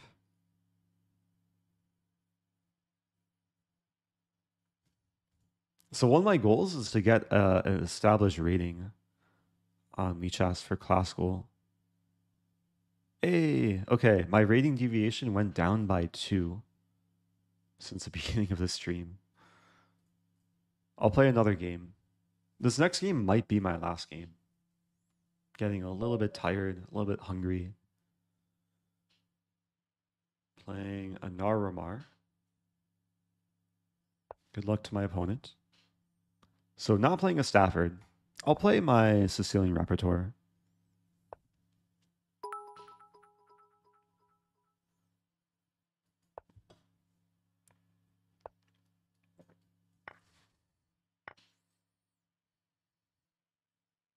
I could play Taimanov. This used to be like my go-to opening for black in more serious play. But I'm going to go with an Accelerated Dragon, which I did play. I think I played only once in Reykjavik. Bishop c4. I'm already out of any like specific knowledge. In Bishop c4, I can play Bishop g7. Maybe we'll transpose into some line. Like Bishop e3 expected. Thank you, Helsinki Freund.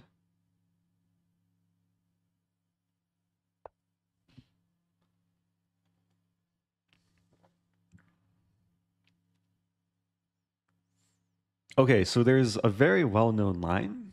After knight f6, knight c3, we transpose. But this move order,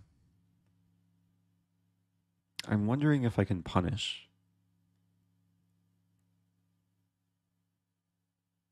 Like, I'm really curious if this move works. But white has a simple, like, knight b3.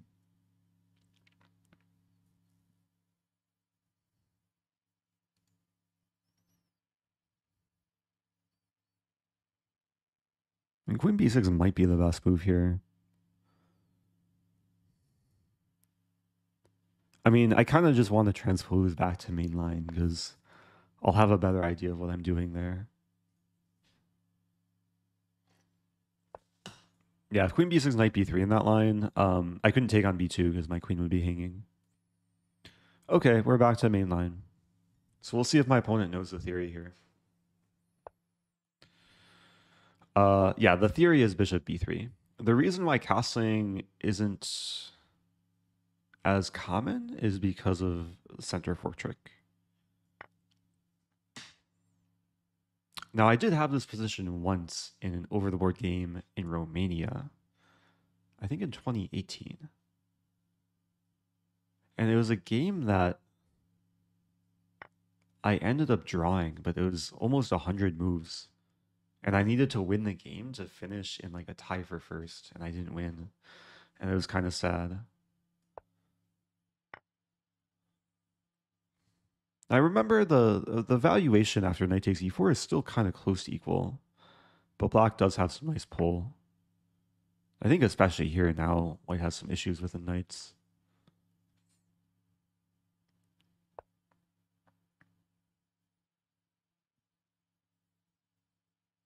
Okay, now I can't take the knight right away. Probably queen a5. I do have the bishop pair. Something to play for.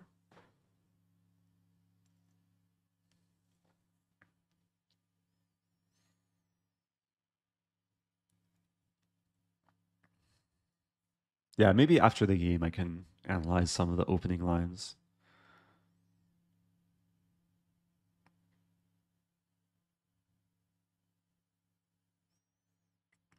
Ah, so earlier when I was analyzing queen b6, knight b3, queen b4, I guess knight d2, then I win b2. Yeah, maybe I should have and like calculated that line more seriously. But I'm happy with what we got. Got my dragon bishop. Nice thing about the dragon is, yeah, this is bishop. It's hard for white to trade off. And it just applies so much pressure. So many stacks along the long diagonal. My threat is probably something like this. Although that might be a blunder because knight takes... No, the queen defends. Yeah, probably something like rook d8. If we end up trading, then I'll have rook b8 ideas. There's a question, why not queen e5? Yeah, I didn't consider queen e5. Sometimes the issue with putting the queen smack in the center is it's more vulnerable to being attacked. Like maybe I could play knight f3 and I have to move the queen again. So on a5, it kind of stays out of the way, but still pressures the knight. And it doesn't obstruct the bishop.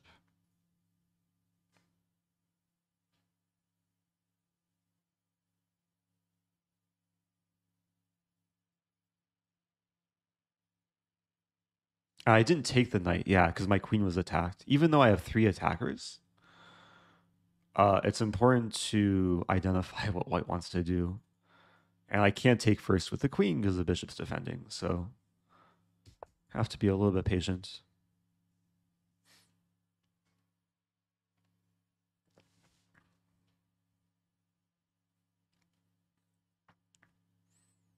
Now we have a position. Yeah, white has probably a bunch of options to choose from.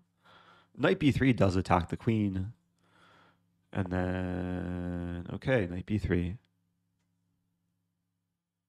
So my queen is still getting kicked around, kind of. Let's see, what are my options? Queen b4, queen c7, or queen f5, queen e5.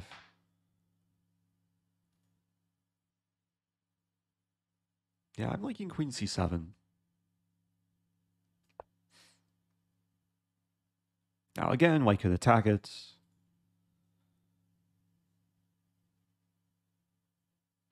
I think if knight b5, I just play queen b8. And then a6, b5, bishop b7. If knight d5, maybe still queen b8, bishop f4, e5.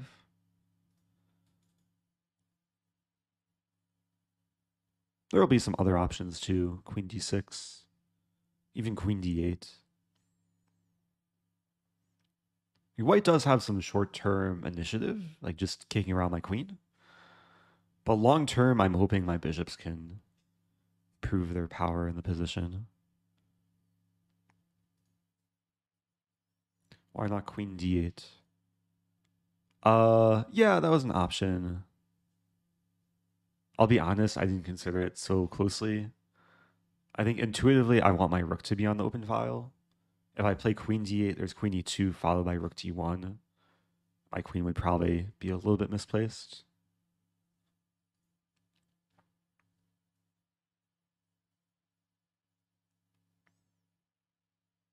This opening was a Sicilian accelerated dragon.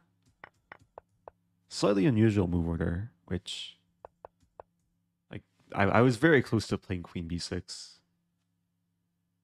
Oh, actually, queen b6, knight b3, queen b4, knight 1 to d2. I'm not sure. I'm actually not sure about that line. But I'll analyze it later.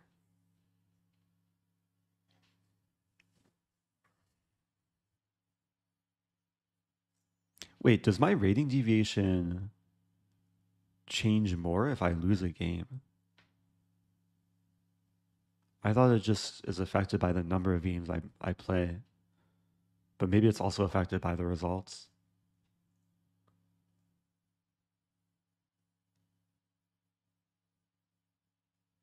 Oh, it changes more if you lose. Oh.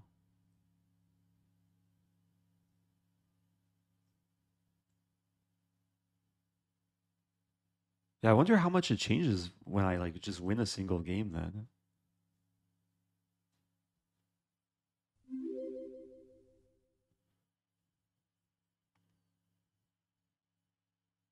Do you get a Rosen trophy for playing R2D2?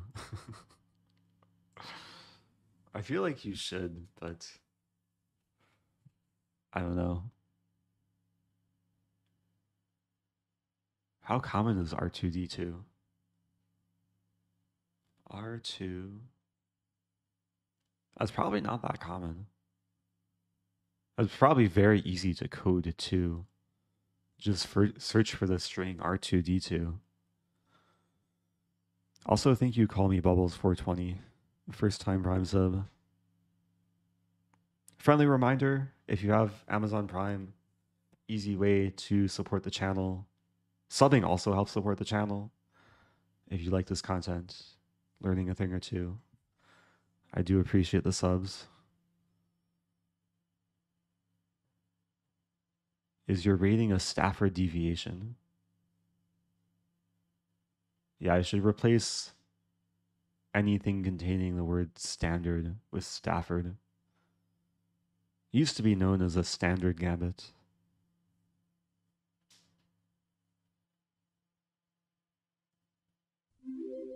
Hey, it's Gonpost. Thank you, Gonpost. New time sub.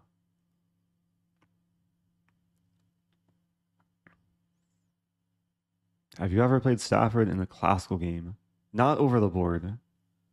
I've probably played Stafford in classical only chess. I can easily look it up afterwards. Oh, Call Me Bubbles 420 says, hey, found you on YouTube. What times are usually active on Twitch?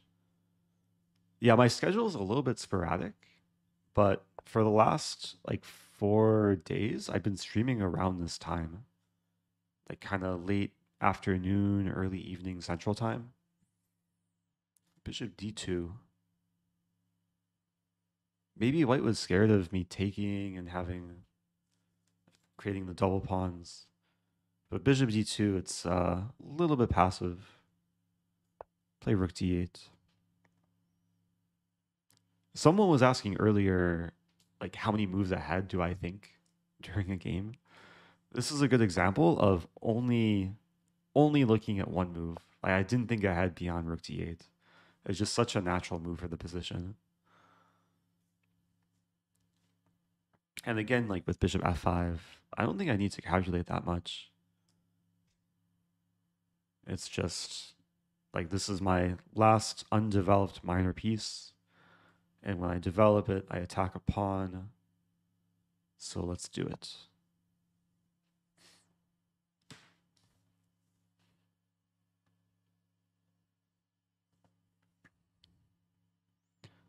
Yeah, I will say most of my streams are not scheduled. So the best way to catch a stream is just to follow me on Twitch. And then when you follow, you can have notifications turned on for when I go live. And then you can receive the go live notifications. I try and make most go live notifications different and unique. And yeah, it's one of the perks for the followers. So Rook C1.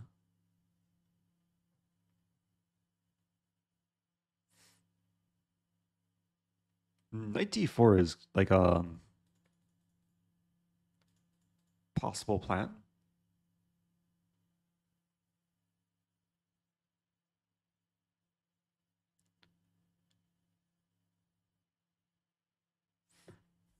I mean, Knight D4 allows this trade. So I'm thinking just A6, B5. I might start calculating here. Just get a sense of how the game might unfold. White's probably going to play some like Rook D1 soon. Probably activate the bishop again.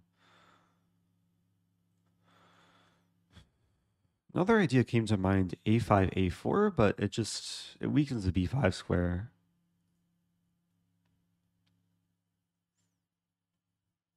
And like White could even play A4. Although maybe I can get away with it. A5, Knight B5.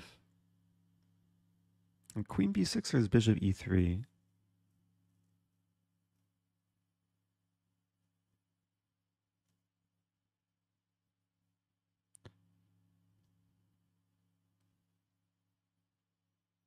Okay, I think I'll start with this.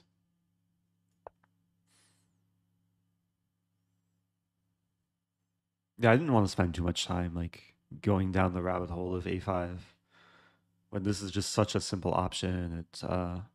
It's more restrictive to white too.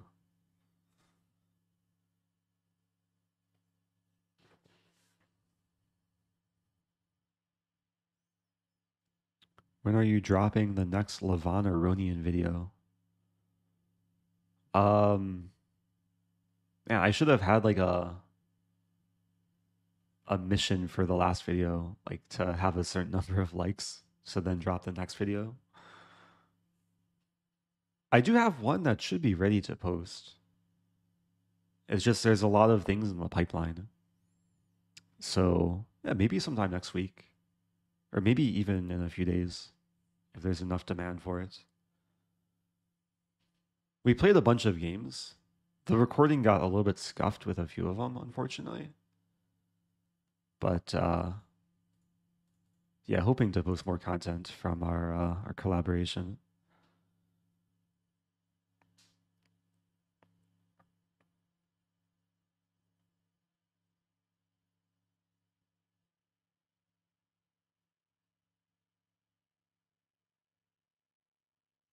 Wait, you would need 3 rooks to play R2 D2. Wait a minute, R2 D2 isn't even a legal move, is it? Wait, the second rook? Or no? Wait a minute. I'm confusing myself. R2, so the rook on the second to D2. Oh, you're actually right. Wait a minute.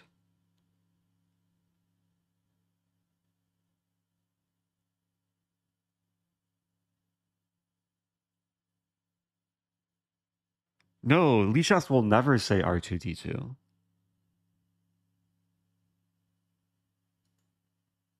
I'm just realizing this is more complicated than I initially thought. If you have 3 rooks, let's say on like F2, A2, D7, and you move a rook on the second to D2, you would say rook F2 to D2. Because you need to distinguish between the files along with the rank. And generally, if you just need to distinguish between the files, you would say the letter, not the number.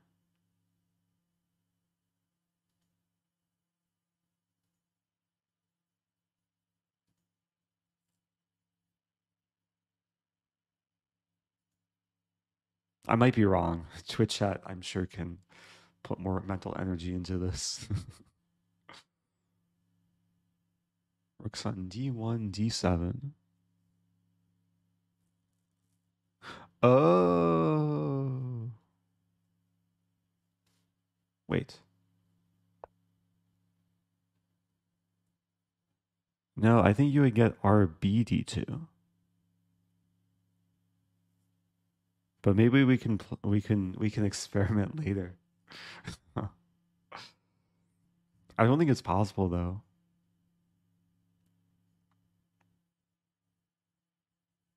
Wait, do I have B4? B4 trade.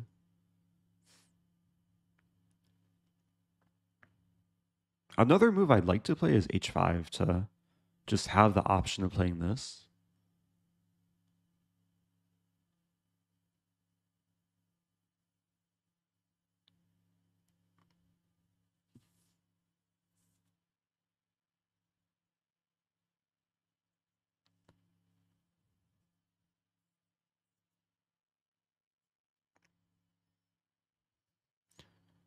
I'm also realizing my knight would be happier on C4. So like knight E5, knight C4 is an idea, but allows bishop F4.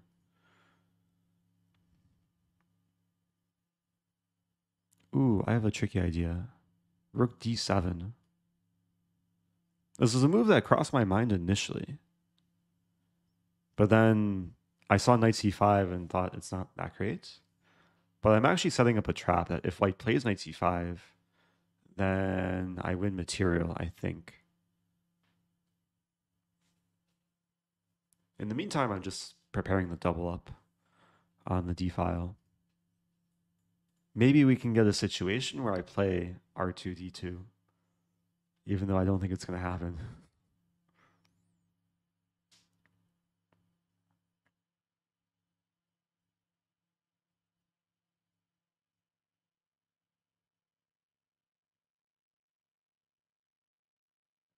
Tigor asking, have you seen Shotgun King?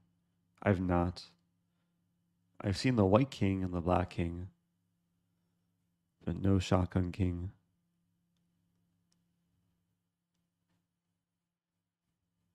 It would be awesome to see a blindfold chess collab. Feel free to elaborate, like blindfold chess against someone else who's blindfolded. I think I've done that once before against Max Warmerdam, who used to stream more regularly. I haven't done blindfold chess in a while.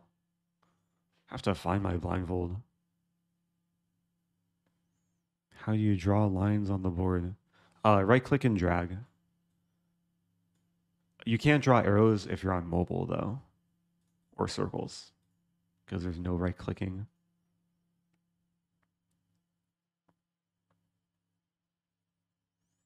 And if you hold down Shift or Control, Control doesn't do anything, Alt, Shift Alt, or just right click. Yeah, you can make different colors. Bishop E1. First thing that comes to mind is Bishop H6.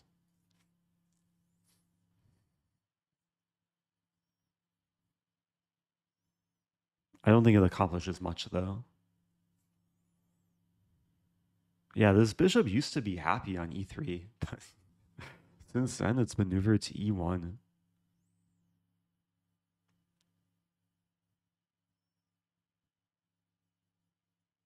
I mean, Rook D8. I should also point out if Knight C5, I had Knight D4, which is the point.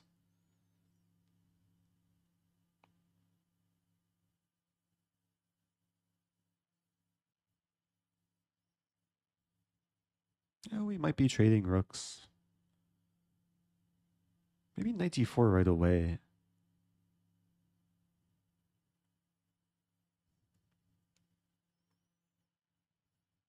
It trades knights, but I kind of like the prospect of this. Because I'll centralize the bishop. And then I can double up behind the bishop. And this way I avoid any rook trades.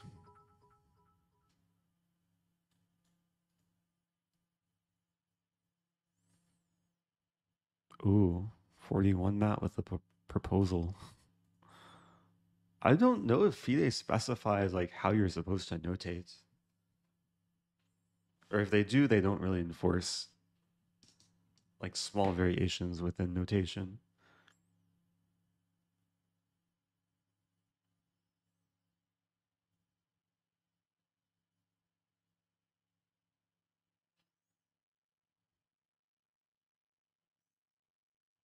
I wonder what the longest like notation would be.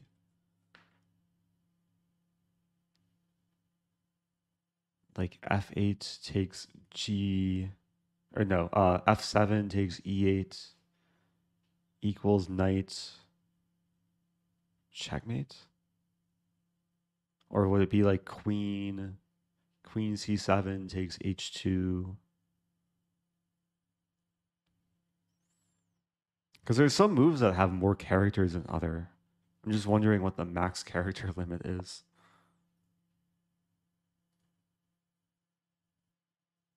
Or how many different types of like chess moves there are. There's so many rabbit holes we can dig into. Okay, the king moves off the diagonal of the bishop. So less likely I'll have like discovery attacks with the d-file. I'm debating between this and this. Where to put the rook.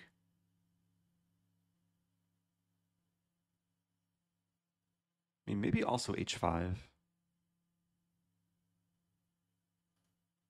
I think the question to ask in this position is what does white want to do? I'm not sure of white's next move. Like, the knight's restricted. There's knight e4, though. But knight e4 loses a pawn. So there's bishop d2.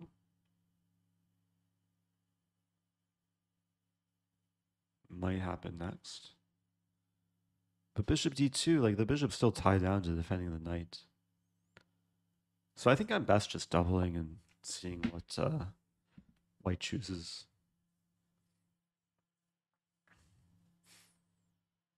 I didn't see any immediate tactics, but I feel like a good strategy is just waiting for the opportunity, or just waiting until white gives me something.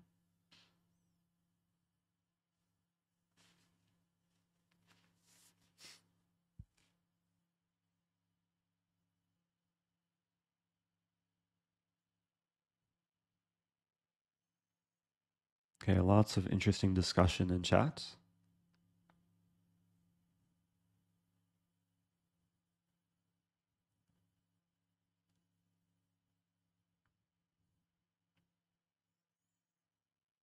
After this game, we'll try and settle the discussion of R2, D2.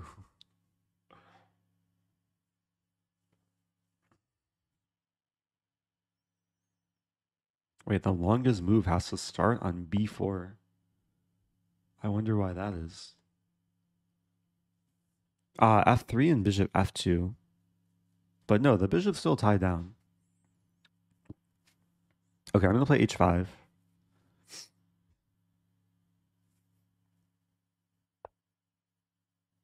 Oh, my queen is attacked. For some reason, I only saw bishop F2, not bishop G3. But this should still be quite nice. Maybe queen B6? Or queen C5? Queen C5. Bit more central. What is your favorite pickle?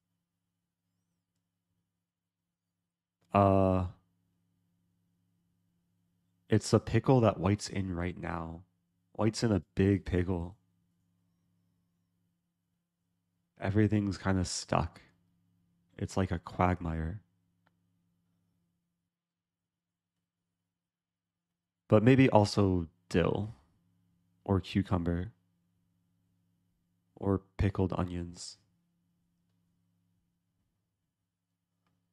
Twitch chat can say their favorite pickles.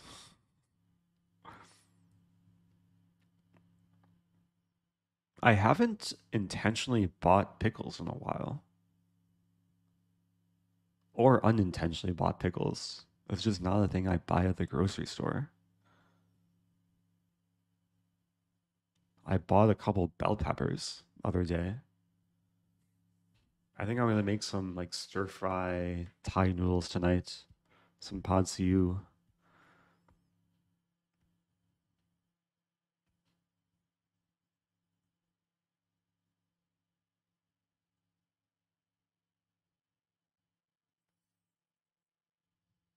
That position's very pleasant here. The problem for white is I'm attacking the knight twice. So I'm threatening to win a pawn. If knight moves, like let's say here, I take and then take on b2, and then like the queenside pawns kind of crumble. So yeah, bishop e1 I think was the only way to try and hold on to everything. Now I could consider this move.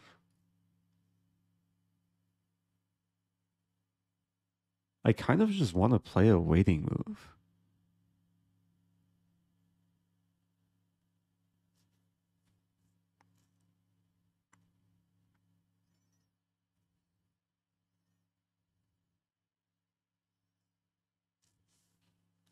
How to do this? Oh, there's a funny idea to play this and then this. But it allows knight e4.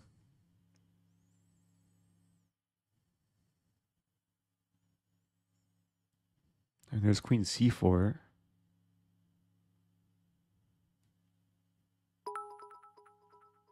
There's e5, which is interesting.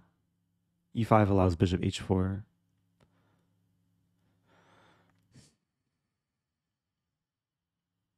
I'll admit I'm not entirely sure what to do here, even though the position is really, really nice.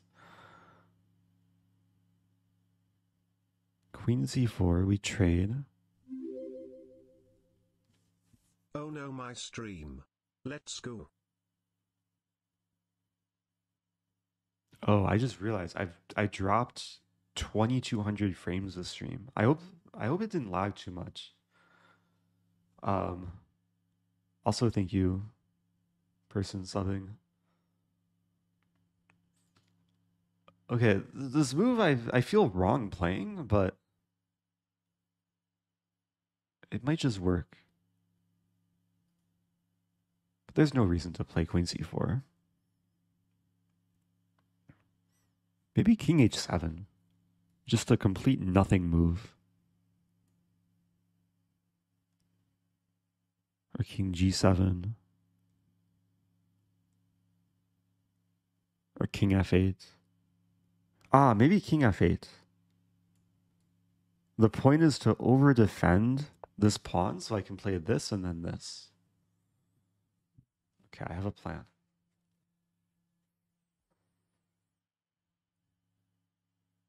Now, I really just wanted to wait because I don't see what white's going to do next. Like this is stuck because if here I take and take. This is stuck defending, although maybe bishop d2 will be played.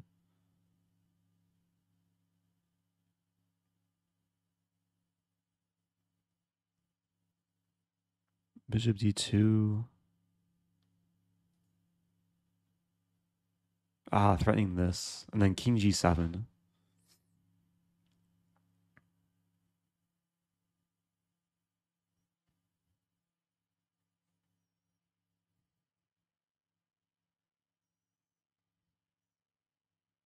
Oh, Tigor says, you might like Shotgun King. Oh, it's a game. I thought it was a movie. It's a game where you only have a king. And he has a shotgun. Can steal moves from the pieces he kills. Oh, that sounds scary. Hey, RD2. We can say R2D2, but the 2 as in TO, followed by the 2 TWO, if that makes any sense. I'm realizing I can't get away with taking the knight. Because takes and then takes, and we just trade.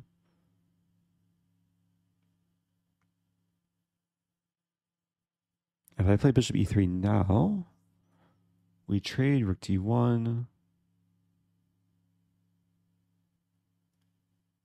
You have queen d4 in the end. Okay, so I think what's going to happen is takes, rook d1. And then takes. It's happening very quickly. And now queen d4. And if we trade queens, it looks like white solved most of the issues, but the big issue is the c2 pawn. And if white avoids the queen trade, then I'm still controlling most of the position.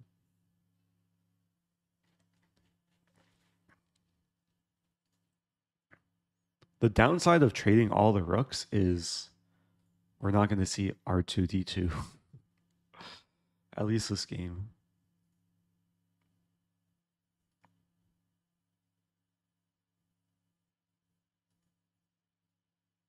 Although we already kind of saw it.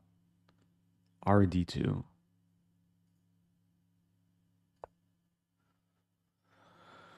Okay. What to do next? What does white want to do? White wants to play this probably. And hit my bishop. Can I play bishop c1? Attack from behind? Also, this king is very useful because if my king were still on g8, the pawn would have been pinned. That was kind of just an accident, but... wait, let me calculate. Bishop c1, bishop f2. queen d2, takes, knight e4, bishop c1, and then bishop d4.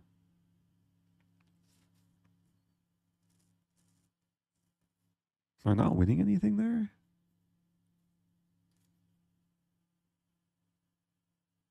So maybe just after bishop f2, I move the queen. Let's say queen d6. But then knight d1. It's really close. I think I should start with this. Maybe I'll go for queen c4.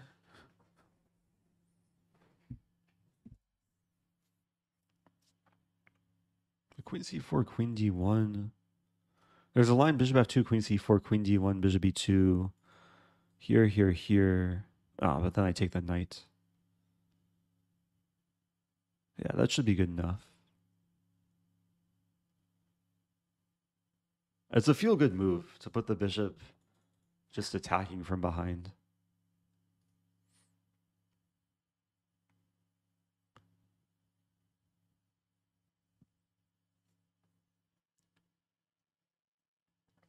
And this arm person is on a roll.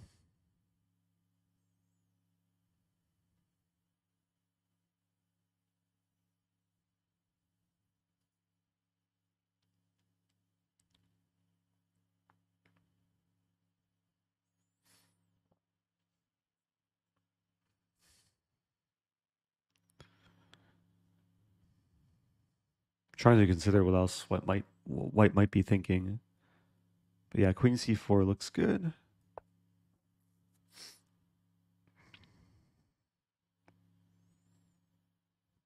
And yeah, I just want to simplify because in the event of takes, then I'm hitting both pawns.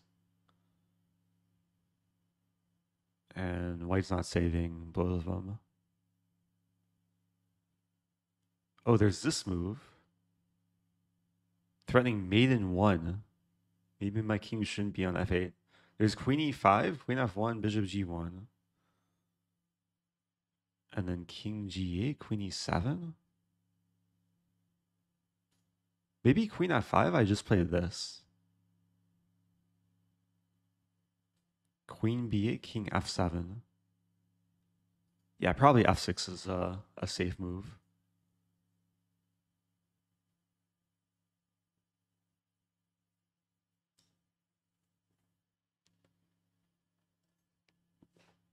There is berserk in this tournament, but yeah, I'm not berserking. I didn't join a classical tournament just to berserk games.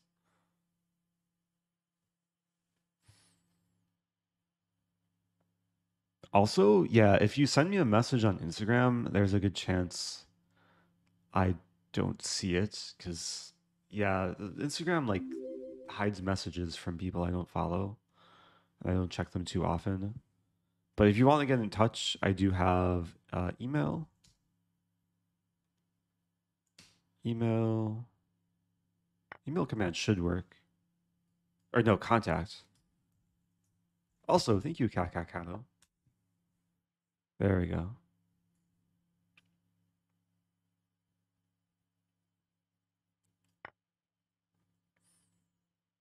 Okay, so up a pawn.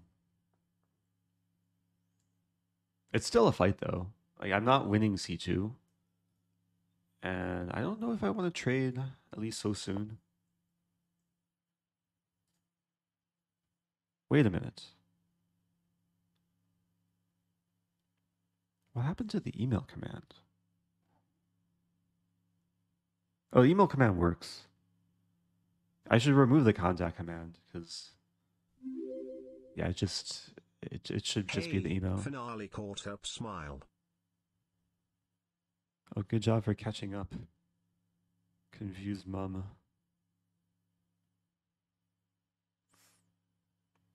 Okay, I'm debating whether to take the knight. I think I'll start with king e8.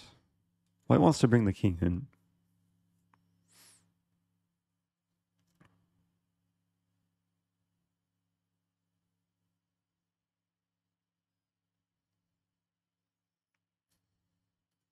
I'll start with king e8. I might take the knight next move and then play this and then go for this.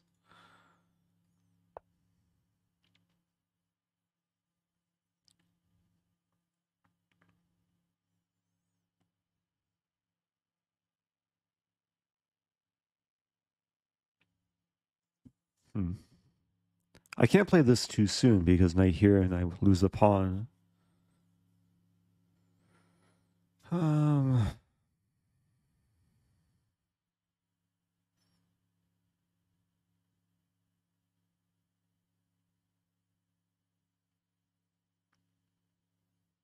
That's one of these decisions. I'm pretty sure the endgame is winning.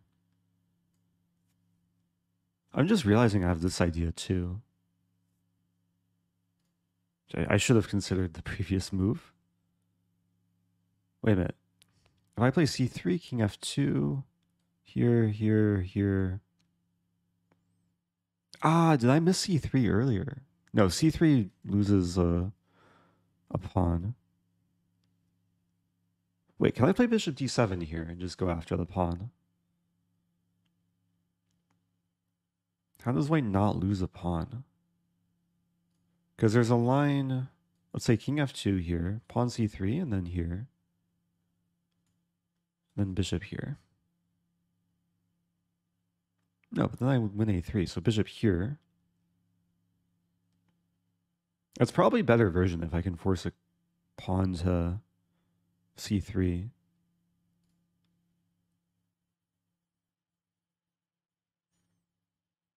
Okay, I think I'll go for this.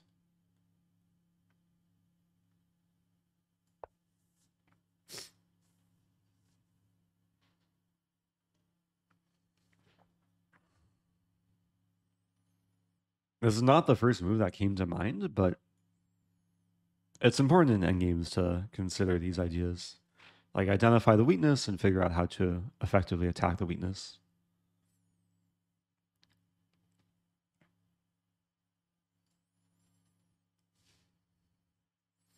I see the comment from the DAX trader. Yeah, the shop is actually like a separate website entirely from my personal website, but it has a similar theme. And it was one of these quirks where it was hard to have the like exact theme. But yeah, there's shop.iamrosen.com and iamrosen.com. There's also ohnomyqueen.com, which will redirect to the shop.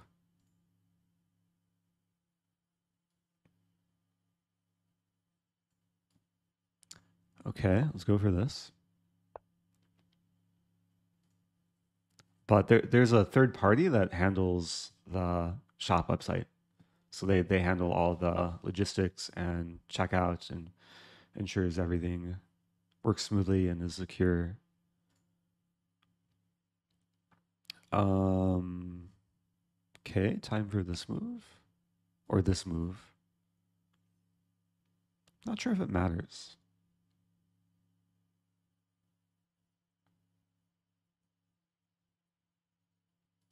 Wait a minute.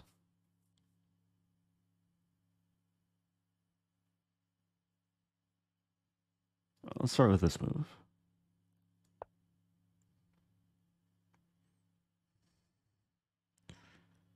I'm realizing this might not be so simple. Because knight d2, yeah. And white's going to resist. Unless I have this.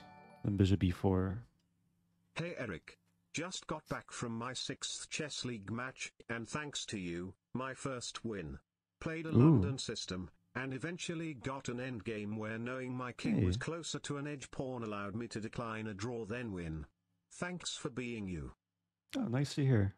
Thanks for that, Mingo. Hey, it's Chess Dojo. Okay, for everyone just joining, we have an endgame.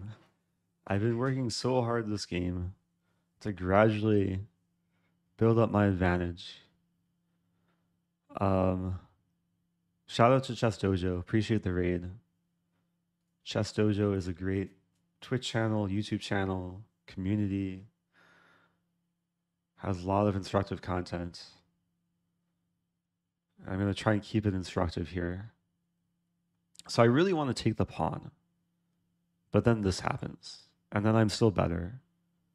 But I'm kind of leaning towards defending the c-pawn, which allows this.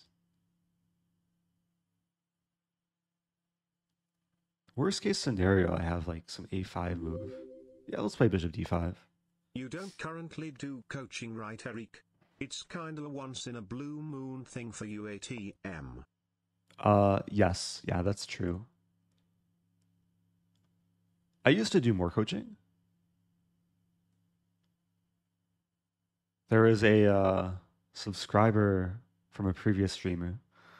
It was XI Spark subbing for 4 years. I agreed to do a lesson with him, one of the founders of the channel. Could you embed the shop on my website? Well, the shop is like part of the website. Or it's like the, what do you call it, a subdomain?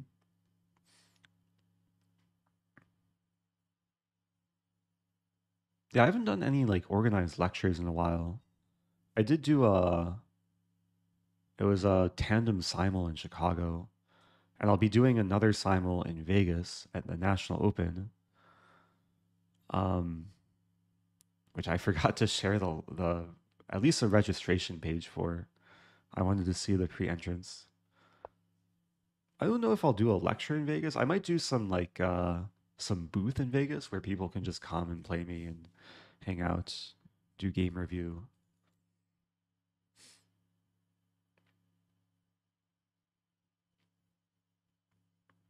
Okay, so opponent wants to do this and this and then make my bishop sad.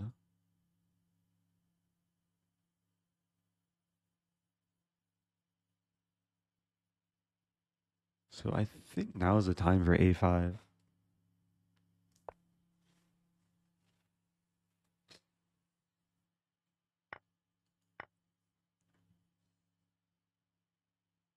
This isn't super clear cut, like if I'm going to win. It's still a pleasant advantage. The pawn's going to be well defended. My bishop can drop back. King can walk in. Bishop will find a new home.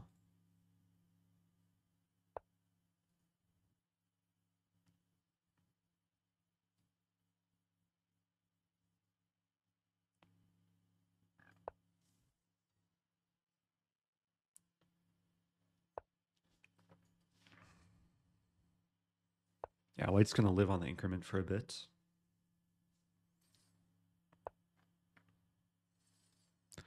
I'm thinking bishop all the way back to f8. The idea is to reroute to h6.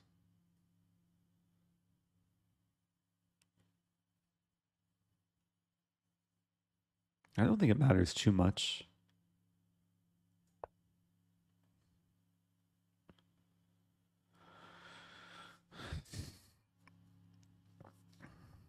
So I'm trying to think long term too, like how I'm going to somehow win this this game.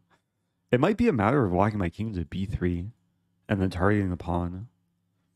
Might also be a matter of like pushing. Like get the pawn to f4, play g5, g4.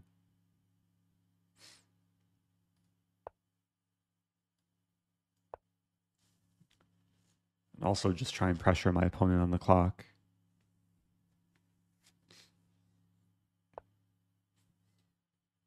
Okay, so now I could trade. The problem with trading is black sets up the blockade on a dark square. And it's very hard to make progress. So let's not trade. Play this move.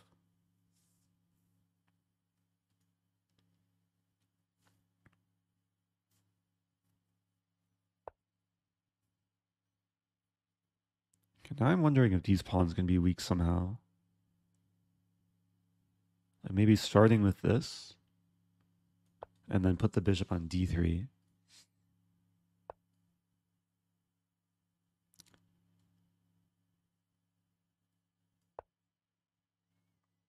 And then f5 ideas.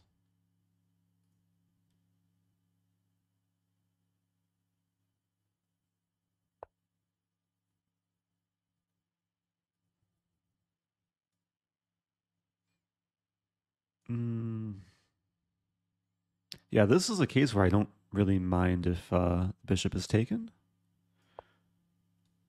As long as we don't get an opposite color bishop endgame. If we get endgame of the same color bishops, then it's a very straightforward win. So if takes, I'll just make another pass pawn. Yeah, I didn't play this immediately because of g3, even though it's still probably good. I think the clear plan now is to play f5, e4. And the problem for white is the king is boxed out. I'm controlling these squares, so the king is kind of stuck.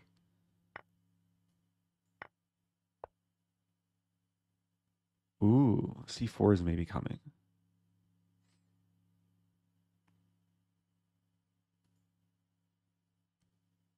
But c4, I play king d4.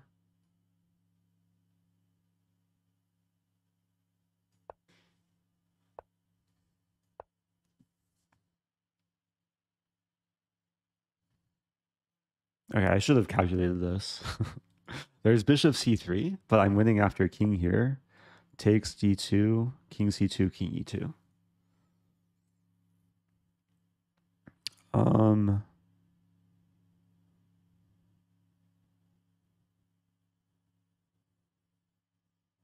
The funny thing is, white's threatening mate in one. I have to be careful not to get mated here. But I do have e4. I have king e3. Maybe king e3 is the way to go. c5, d2. Wait, c5, d2 takes. I'm losing. Wait, king e3, c5. Then maybe e4. And after c6, I play this.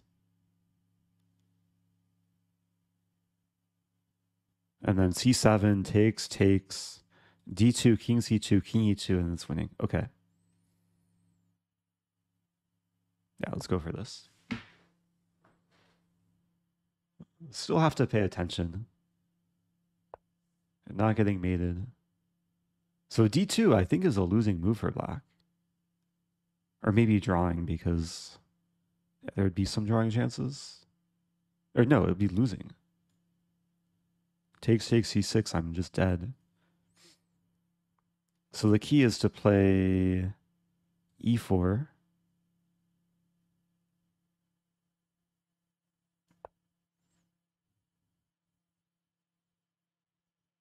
c6 and then this. I hope I'm not missing anything. Yeah, g3 I was aware of, but okay, now there should be at least a few straightforward wins. Probably this and this.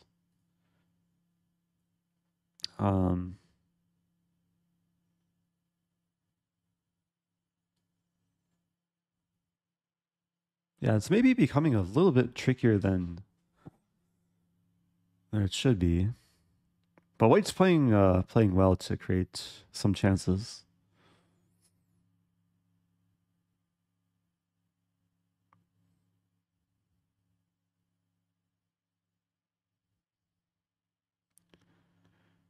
Trade. Yeah, this is winning. There's a line where white sacks the bishop on d2, but then I'll still have a pass e-pawn. Welcome back to Armin.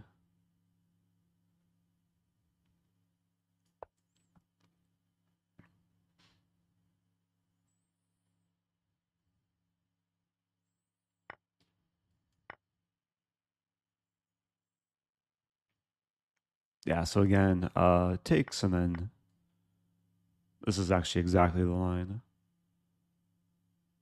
And bishop f4 here, takes, and e-pawn will score a touchdown.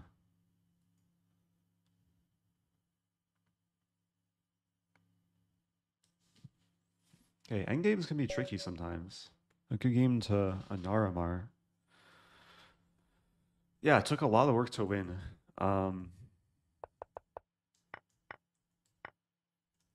mean, I didn't have to go into that. I could have kept my bishop, but Maybe I should have. Maybe I should have gone for this. I got the job done. This would have been a really funny mate. I wonder how many people would just get mated here. Like, play a move like this and just, oh no, my king.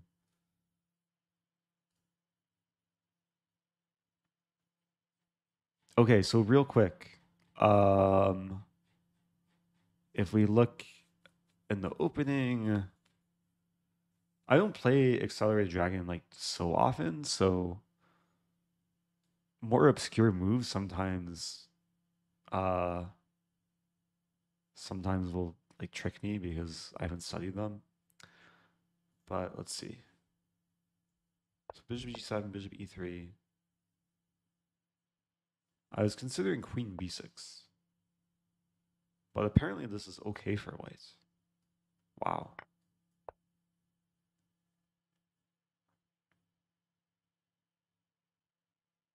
Okay, I'll trust Stockfish. Stockfish says queen a5 check. If knight c3, queen b4, wow. Keep up the good work. Love watching your analysis. It's been a long way away from spectating the Chicago Blaze. Oh, thank you, Concupiscence. Yeah, Chicago Blaze was like a decade ago. Good memories though. Okay, so this is a good lesson for me, maybe for some other people too. That if white plays this move order and delays knight c3, queen a5 check allows for this, and then black's just crashing here because this is a skewer. Like the knight's attacked so many times. If knight c6, we take on c3, and knight b5. Yeah, this is no good for white. Again, bishop c3.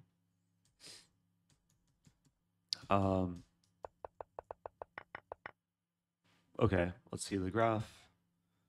I made 4 mistakes this game. Rook d7 was a mistake.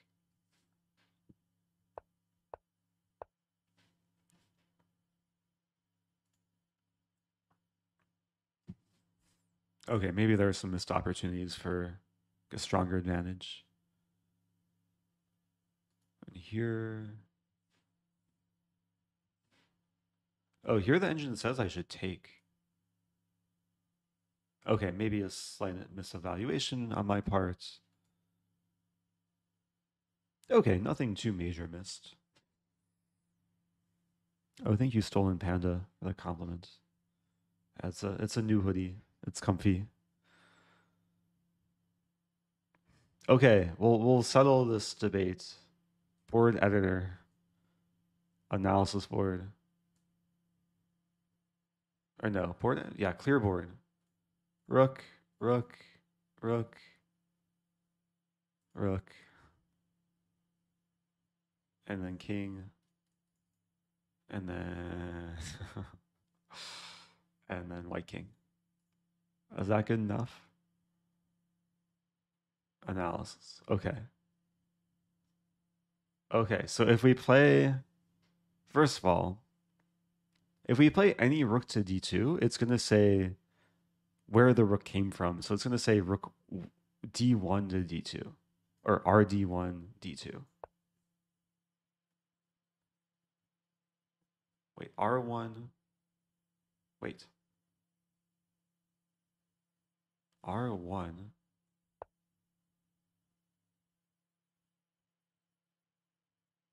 Why does it say r1, d2? Oh, because the rook came from the first rank. Wait, now I'm confused.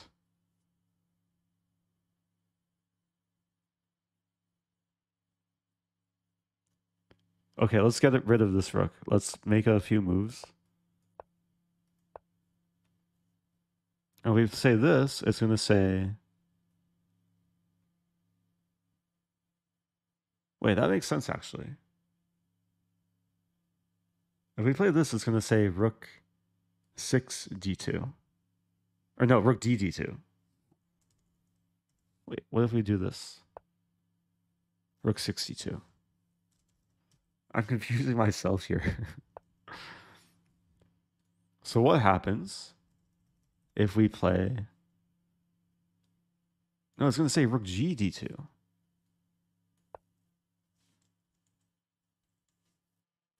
Rook B D2.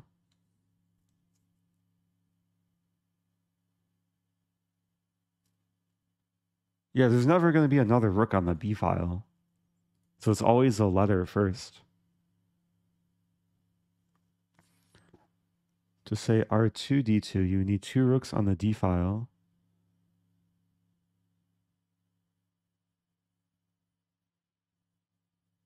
Okay, yeah, I see the comment from Gcook. I think that makes sense. The closest we can get is Rook 3 D2. But we can't have Rook 2 or R2 D2.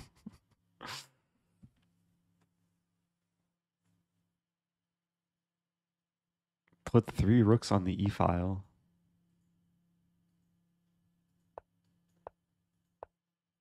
Yeah, again, like whenever a rook moves from file to file, you can just say what file the rook came from.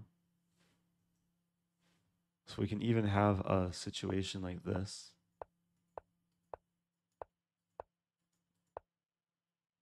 Rook BD2. So this would be Rook 1D2, or R1D2, R3D2, RCD2, and RED2. I hope this clears things up. I can even prove it. Here, Rook ED2, R1D2. Okay. If people want to play around, you can just go into board editor on Chess and play around. But I think it's okay according to FIDE if you write R2D2. Let's say, wait, let's get rid of one of the rooks. Like if you had this position and if you wrote R2D2, that would still be okay. Even though it's more proper to say letter instead of number, there's still only one rook on the second rank that can move to D2. Hence R2D2, but it's also RED2.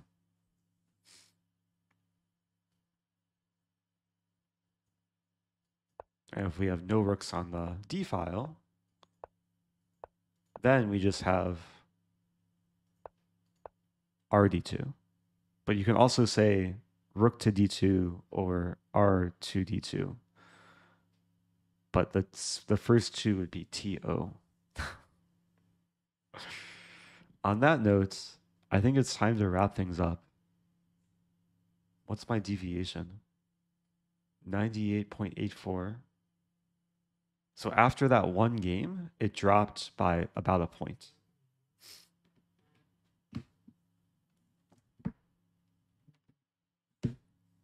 If you miss the stream, yeah, we had some fun games this stream.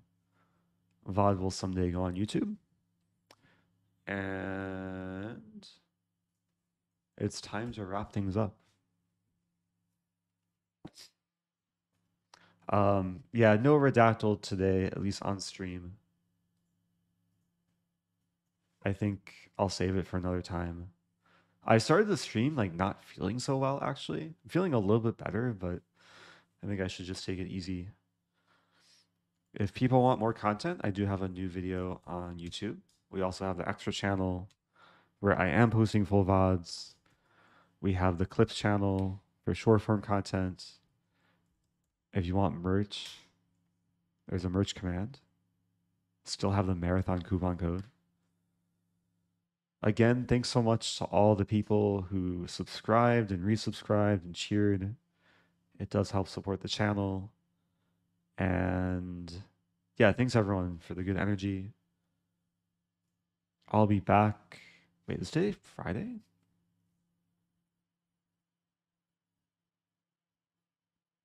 Oh, today's Friday. So tomorrow Tomorrow I'm doing like a big collaboration with a bunch of chess streamers. It's going to be at 2 p.m. Eastern, 1 p.m. Central.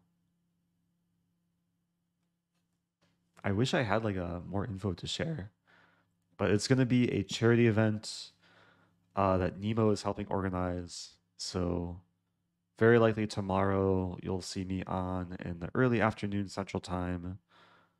Yeah, 11 a.m. Pacific. Stay tuned. It should be some fun content. And yeah, let's send a raid.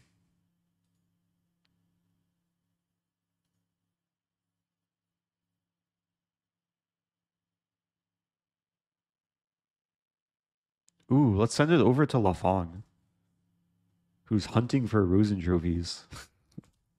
Yesterday, I raided Diamond Cutter, who did the same thing, or was doing the same thing. So sending it to Lafong. Looks like he's doing a simul. And okay, see you guys tomorrow. Adios.